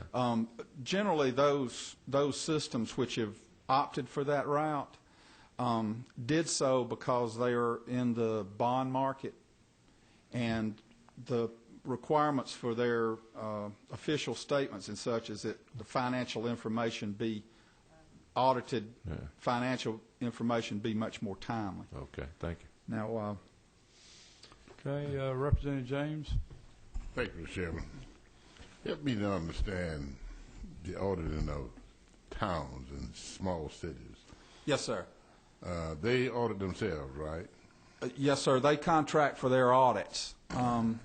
The counties and municipalities, I think there's about 750 odd number of them. But under the statute, if they meet a certain threshold as to their size of operations, then they are required to contract with an outside auditor to have the audit done, and they must submit those audits to our office. And we review those, make sure that there are corrective actions. We monitor whether or not a particular city or municipality has actually had an audit. And believe it or not, there are several that are habitual offenders. But that's the way that process works. You're helping me a lot there, but now when these things don't get done the way they're supposed to, and a city municipality starts slipping into insolvency, but yet they're doing an audit on an annual basis, maybe a little late, but you all require them to send that audit in. Yes, it sir. slips into insolvency. What can happen, or how does that happen? Well, the auditor which they hired, if there is a true, I mean, if it is determined that there are going concern issues, if they can't continue to do business, if that municipality can't raise enough money, then the standards would call for that auditor to say so in his audit report. That is rare in that is fairly rare in that a local government has taxing power of some sort, or has certain revenues to their that they can raise. But a financial audit, like you say, on the back end, it's not gonna, it may not be timely enough to assure that an insolvency or something like that is averted. But you have to place some trust in the management of the organization as well. I mean, they've got to be able to know they're heading into the ditch. But that's my real concern. If the organization itself is careless, or if the organization itself is trying to keep something away from the general public, or just mean and ornery and want to fight everybody that's trying to help them, I guess is where my questions are coming from. Yes, well, I guess to some degree, what you might have as far as the state is concerned is if there are particular time frames that municipality or city or county has to have their audit report submitted to our office. And if it's not submitted within 180 days after the end of their fiscal year, then they can apply for a one-time waiver, I think. But if that is not, if they don't meet that audit requirement, then we are, by statute, we publish notices in the local newspapers and the official organ of that particular municipality. So the citizens, at least, are put on notice that there is a problem here, and that there's not, that particular government is not exhibiting accountability over their finances, and so that would be one means of the news getting out on that particular problem. Thank you. Yes, sir. Representative Smith. Thank you, Mr. Chairman. And I'm sorry to hear about your wife. I didn't know that. No, that's hard. I was going to tell my friend here, Representative James, at one point we had a city that did not meet the criteria that's passed several years ago by the General Assembly. And after a certain point, we as legislators can actually revoke their charters through local legislative action, which has happened before.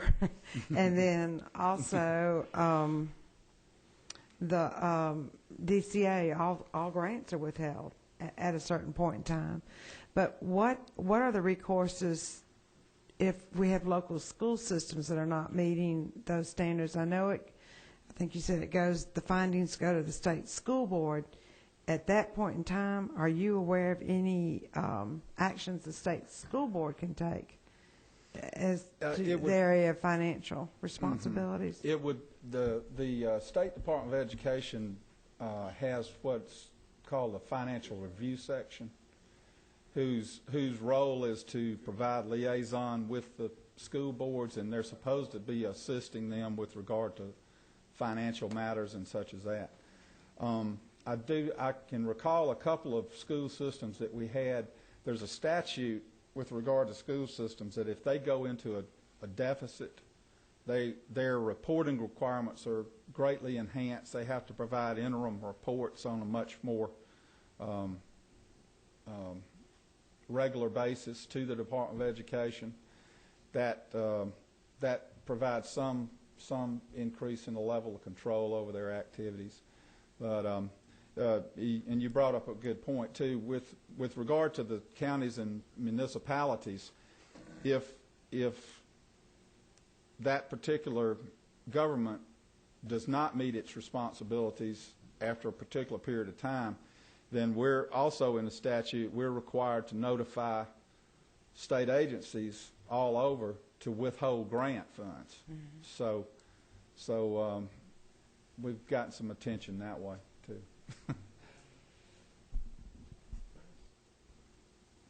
Good job. Okay. Thank you, sir. Thank you. Director Stansel, are you in a hurry to catch the bus? Okay, we've got Rick Thompson, I think, was back there, and we missed him. Mr. Chairman, he just stepped out. Okay. He's been here. He got here before you did, Director Stansel. Okay. Apologize about that. It was an oversight. Rick, you need to sit on the front row where we can see you. I'm not sure it's always good to be seen, especially when you're with the State Ethics Commission. I'm sorry. That's okay. Mr. Chairman, members of the committee, good afternoon. Okay. I'm here to answer any questions. Our budget obviously was reduced another $15,000, and what we have been able to do is we have 2 vacancies, one which has occurred since I believe the last time I testified. So we have 2 vacancies that we do not intend to fill. Also, we are looking at different programs where we can cut some staff by implementing electronic registration for the different committees and personal financial disclosures, and also lobbyist registrations. And we are also pursuing several different pieces of legislation that would offset the cost of the lobbyist badges and increase the late fees. Currently, this fiscal year, we have taken in $100,000 in late fees because we have started focusing on different things such as that. So your total personnel, I think in the amendment was 31. Is that how many personnel you had? No, sir. We have 17. We have 17? We have 19 positions and 17 filled right now. Okay. Yes, sir. All right. Any questions? I don't see any. Sorry you had to what? Thank you very much. Thank you. Okay, Director Stansel, get you on that Greta bus. I'm in Steve's old truck today. Saw some of your employees back there yawning, so I figured they were getting tired. So. We come in early, so. That's right. We do grits, biscuits, and whatever else you can decide you want to eat, we can fix it for you. Oh, Mr. Chairman, I don't envy the job that y'all have before you. Well, at least you get paid. And I'm thank the Lord for it every day. I think our page is on page 31. Is that correct? Okay.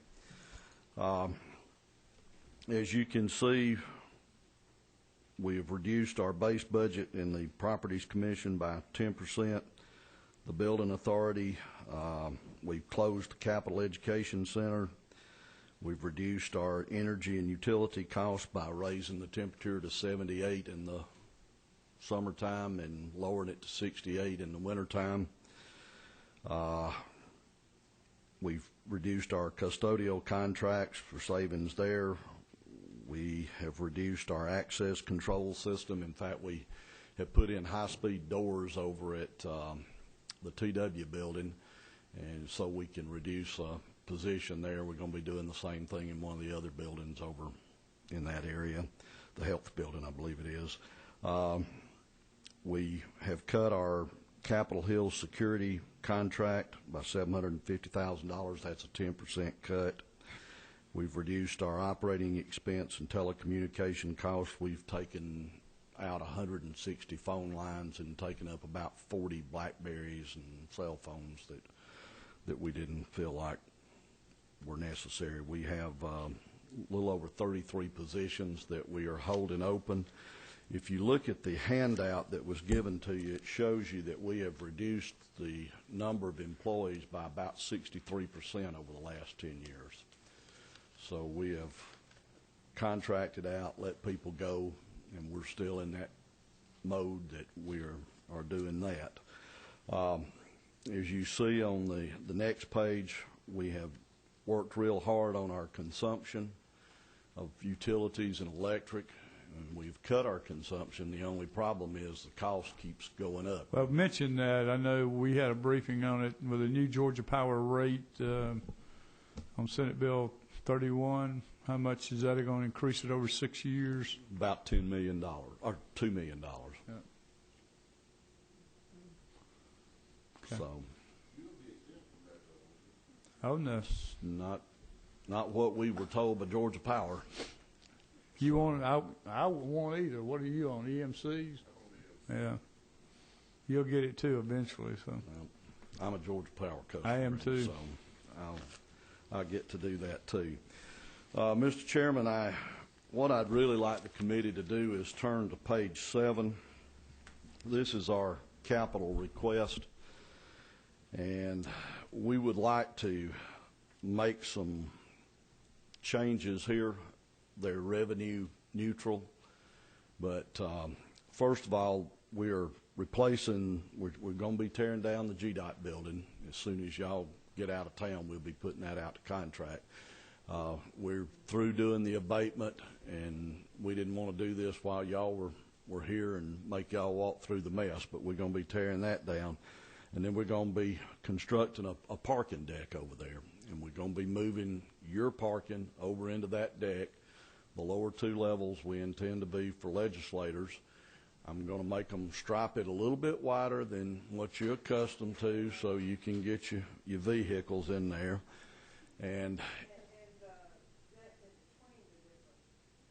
we'll do the best we can with that, but because of the real estate kind of limits us to what we can do. But I think what we're going to do over there for your parking, y'all are going to like.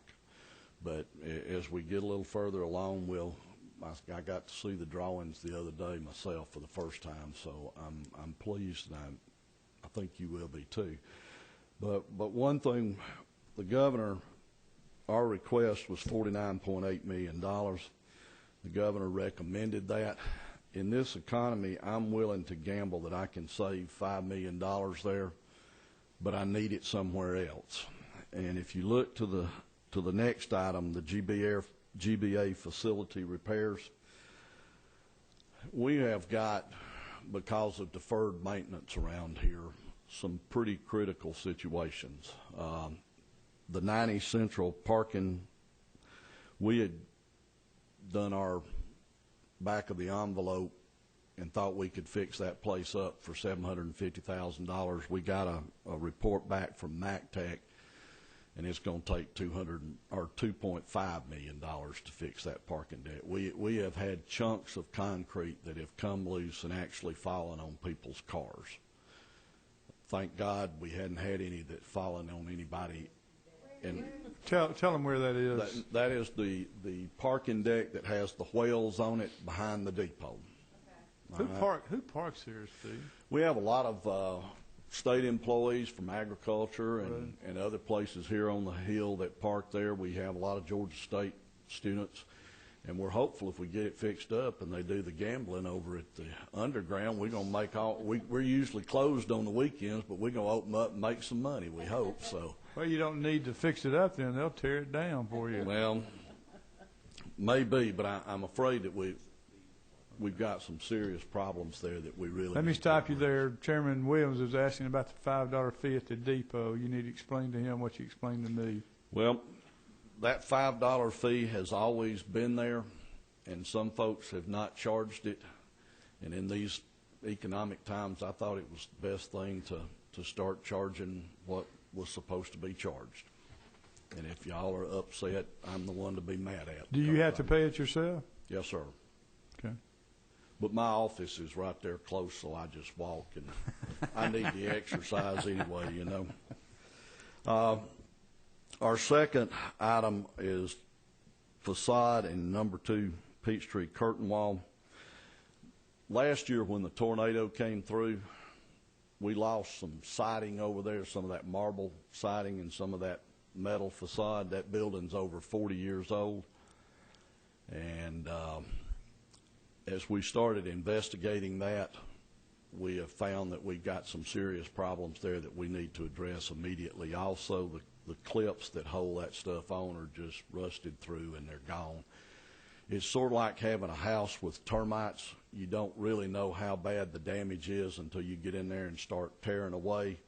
So we'd like to have this money to start identifying where the worst places are, maybe get those stabilized so that we make sure that the public's not in danger walking on the sidewalks around that building, because there is a lot of pedestrian travel around there.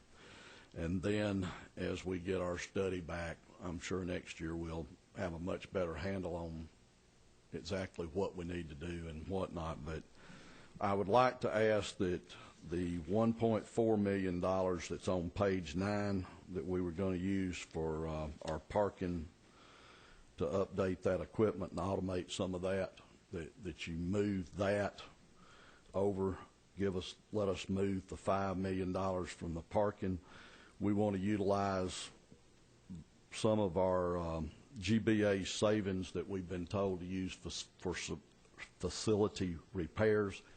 We want to put that toward this project. So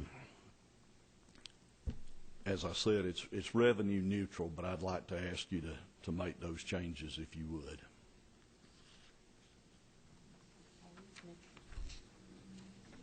Any questions? Got several here. Okay, Chairman Williams. Steve, on the DOT building, then I look at that thing every day, and I watch some of them survey around. I said, when you going to start tearing it down? Well, they're getting the design to clean the inside out. I said, what are you going to do with all that beautiful marble out there? Well, my plan right now is to save the front part of that. We can get about 17,000 square feet of office space out of that. And that's the old original building. That building was built in 4 phases.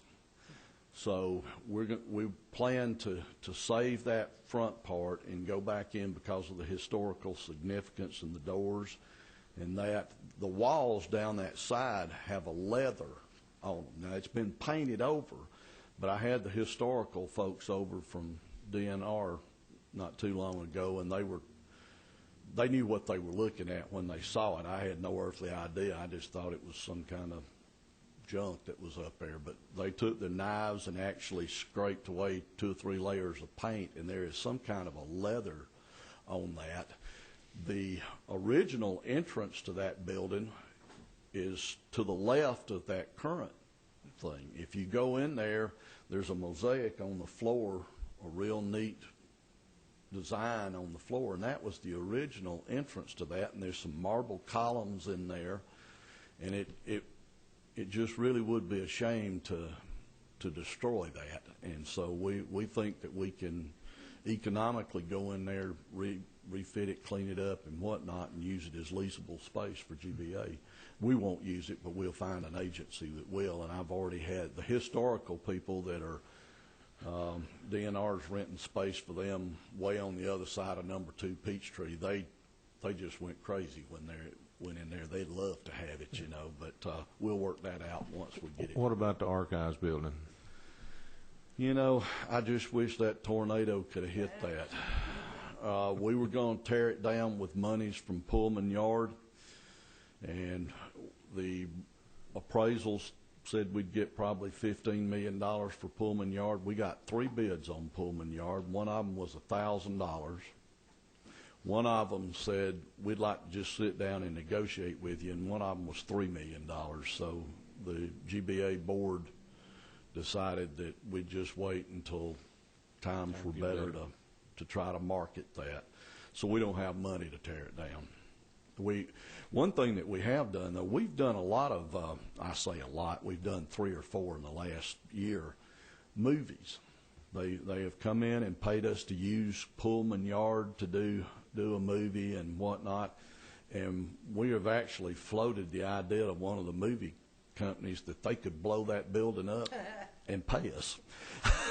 So let me see what I can do with that. But we ran that. Let us get out of town before you start. We ran that past them the other day, but we thought that Lethal Weapon 6 would probably do real good there, and blowing up that building and them paying us to blow it up would be real good.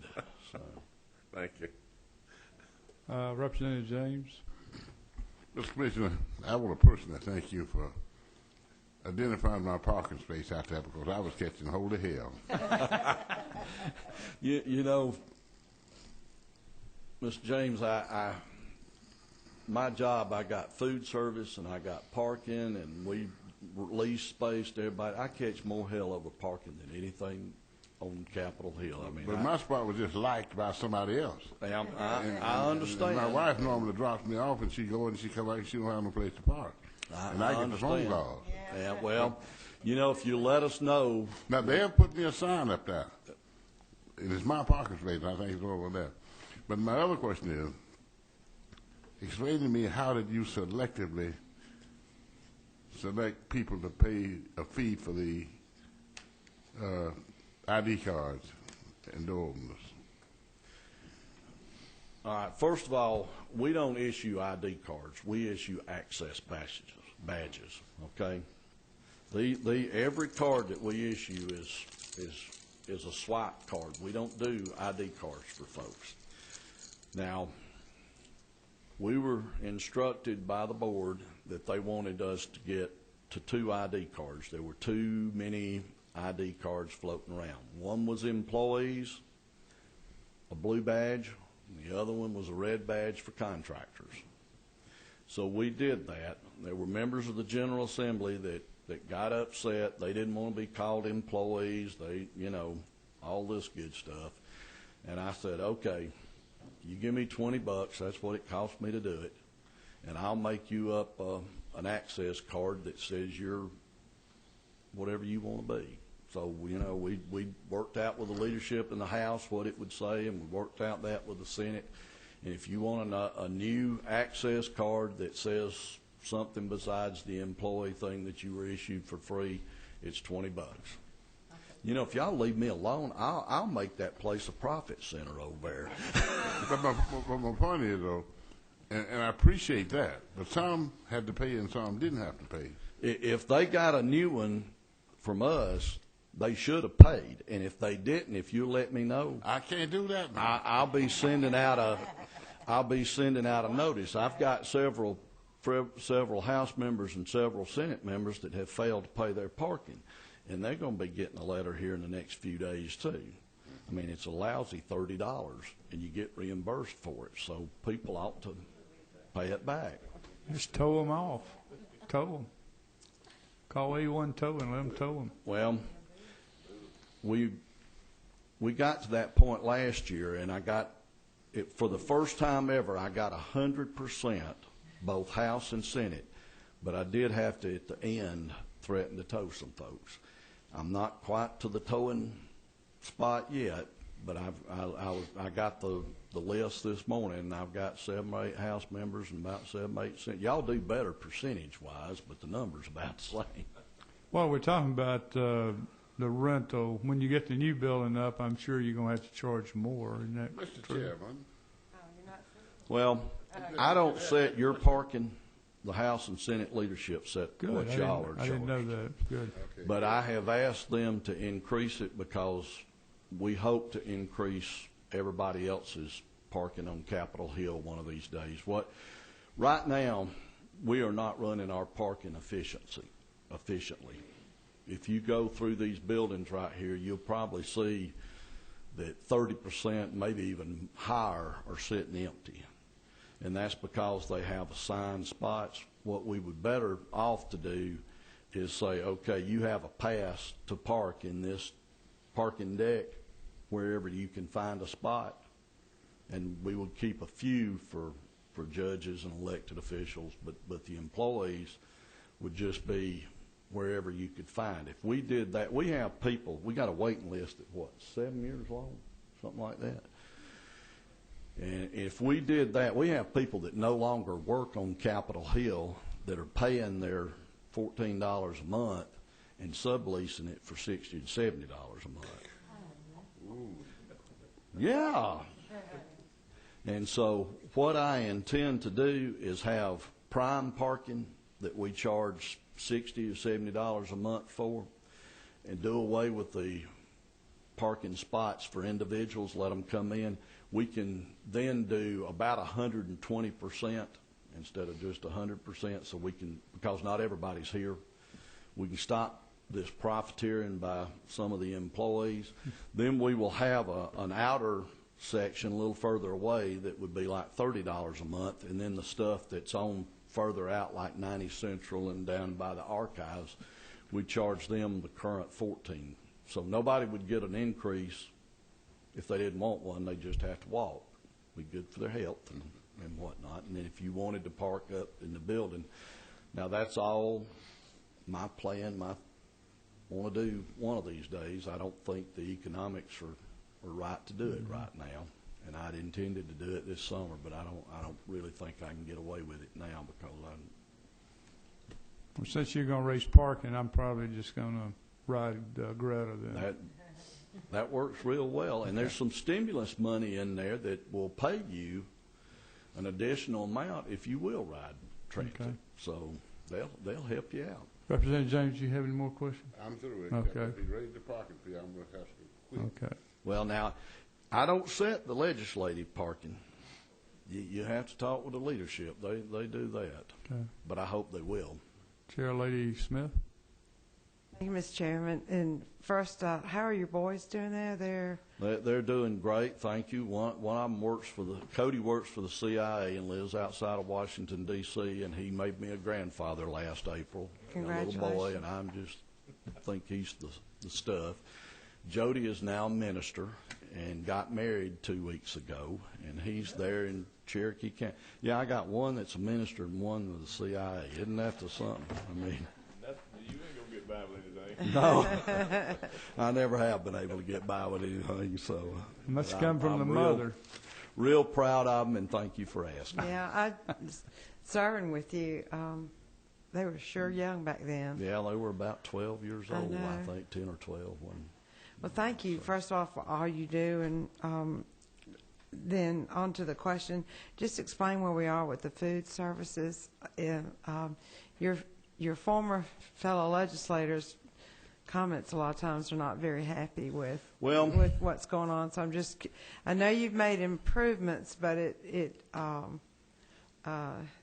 we contract out with Urus to take care of the food because this was a huge. It was a bucket with a bottomless bottom to it, and we just threw money to it. And so we stopped the bleeding by going out and contracting with Urist. I hope you have been over and been to the new cafeteria in the Sloppy Floyd. If you haven't, not yet. Well, you're missing a treat. We have Chick-fil-A, we have Quiznos, we have Willie's Mexican, and we have a chef in there that I had country fried steak at lunch today, and you thought you was at somebody's house eating it. It was good stuff. And then we have a short order grill there. So I think if you hadn't been over there, take a chance to go by and look. We've remodeled. It looks great. And our service, the number of folks that we're seeing in there, we are now, for folks around here, the destination of choice instead of just, oh, heck, we got to eat it because it's raining and we don't want to go anywhere. Right. So we have been working on the cafeteria upstairs. That gives us quite a bit of challenge because of the space. If you remember years ago, they had to tear the kitchen off the back because it was attached, and because of the deferred maintenance and old stuff that we were talking about a while ago, the kitchen pulled away. I didn't know so that. They had to take the kitchen off. Up until I have a lot of fun in my job. I swear, it's something all the time, but I really enjoy it. but the kitchen had to be taken off. So we had been taking up until this year, until January. The food was prepared over in the kitchen at the Twin Towers and was trucked over here. That explains some of it. Okay. This year, we have brought in some new modern cooking devices and installed over there, and we are doing the cooking over here, which has really improved the quality of the food. Now, it's not great. The president of Urist was here on Tuesday, and he and I had prayer meeting. I told him I was pretty happy with what they were doing over in the Twin Towers, but I said, we got a long way to go in the legislative office building. We got a long way to go in number 2 Peachtree. So we run 3 cafeterias. So I feel like you will continually see improvements until we get it right here in the club, okay? But that's some of the challenges we have. In fact, we put in one of those new cookers, and it steamed up. When they put it in, some idiot put it right underneath the fire sprinkler. And so one day when you were over in session, y'all didn't know it, the daggum thing set off, and it flooded the cafeteria. And our folks went to work, had it cleaned up. They had cooked additional food at the tower and over at number 2 Peachtree and brought it over here, and we served, and y'all never knew it. But, I mean, the staff really humped it that morning to get that food out there, and it might have been may not have been the best meal that you got, but you could get a hot meal that day because they really busted their tails to get that done. Well, you've had an interesting career, so thank you. It is. Thank you for continuing on, I guess. Thank you for having me. I really enjoy my job. I'm thankful for it. I've got great people. These 2 ladies here, they're the ones that watch the dollars real close, and they're about as tight with a dollar as I am, and I'm just blessed to have my staff. And talking about dollars, how do you, as far as the rental y'all calculate on the property? You know, in the past it's always gone up. I don't think it went up this year on the rental. Well, how do y'all establish that? We don't decide it. OPB decides it. OPB does? Yes. Now, we give them our cost to maintain and operate and et cetera, et cetera. Does that include the common areas as well? Yes. Even the grounds? Yeah. Yeah. I didn't realize security, the whole ball of wax is in that. Now, we give them information, and they use that to come up with and we discuss it with them, but they're ultimately the ones that do it. Why do they do it? Because the governor's office proposes a budget? Is that that's about as good an answer as I can give you, Mr. Chairman. Okay. But now, one of the things, we changed the way that the square footage was figured a year or so ago, and that made a difference, and they actually lowered the rental, but it was kind of revenue neutral for that. Okay. But we worked with them to come up with that. And you know, before you start talking about cutting the rents, a lot of the agencies get their rental monies from federal government. So if you do a reduction in the rent, then they get a reduction from the feds, and it's counterproductive. So find another way to. What agencies get that? You know, education, labor. DHRs is a big one that comes to mind. I didn't realize that. And so I'd be. That's okay. I would. That would be one area I'd be. If I was in your position, I'd be a little hesitant to do. And can I offer a suggestion? If y'all have to do furloughs and stuff, instead of doing furloughs, I would prefer, and I think most agency heads would prefer that y'all do an unpaid state holiday and shut the state down. We can save on our utilities. There's just a lot of things we can save by doing that if you have an unpaid holiday. And people they know you're not going to be open on Thanksgiving. They know you're not going to be open on the 4th of July and Christmas. You just notify people that it's in whatever business, whether it's driver's license or DFAX or whatever, they'll get it done before. But I think we can save more by doing that than by furloughing and pardon my language, doing half-ass service by having half of them gone and half of them there and trying to cover each other's backs and whatnot. But that's just my 2 cents worth. I always ask you how much you make, but I'm not going to ask you today, but I'm going to ask you this. Are you going to take a cut in your own pay? You going to volunteer to make? If we do whatever, I'll do whatever's necessary. And seriously, if we have to take part of my salary, if I can keep from hurting my hourly people. And you told me you were making more money than you did at Greta. Is that correct? Okay. Yes, sir. I'm thankful for my job, and I'm well paid. Okay. But I got 3 agencies and 1 salary. Well, I'm just trying to save some of these other. I'm just trying to save some of these other employees with. Well, if it came down and I had to sacrifice some of mine, if it would save not having to lay off or hurt some of my hourly folks, I got some hourly people that do your maintenance and custodial stuff. They've been with us 35. We got one lady that's been there 43 years, hasn't she?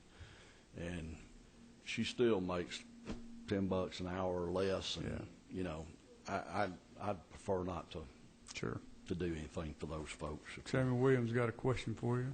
I'm not going to belabor you too long. I know you're busy, and it's probably out of your bailiwick now. But Greta, how far out does Greta go north? Is it up to Cherokee County or anywhere close? Yes, we come out of Ackworth, Canton, Cumming.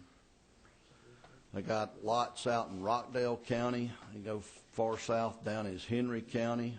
Coweta County's got a strong service out of there. Well, did we do away with the parking rides that Moreland set up for DOT? You know, the parking lots where you could park your car and get on MARTA and come into Atlanta? No, in fact, Greta has gotten federal funds over the years to build their own parking lots and worked with GDOT real well to add spaces. And a lot of times we go out and we use in churches and we're using movie theaters, or they are. That's not we anymore, but they are. So it'd be nice to get on that thing in Cartersville to ride on in here and cut. Well, you know, Cartersville's not one of the. They're not in the Greta district. Yeah. Okay. So it's just those counties in there. But well, you don't have to answer this one, but what's your thoughts about the super agency? He works for the governor. I know. He's plead the fifth, Steve. You don't have to. I just plead the Fifth Amendment. That works. Thank you, Mr. Chairman, for getting me off the hook there. You told me what you thought. I read your mind. You didn't used to be that way, but you are now. So. Well, you know, if you go and march in the King's Army, you need his food. You better, I hear you. You better march behind him. March behind him. There you go. So. Okay, I think that's it. Joe, did you need to say? Okay. Thank y'all for being here. Good job. Thank y'all. And if y'all need anything, don't hesitate.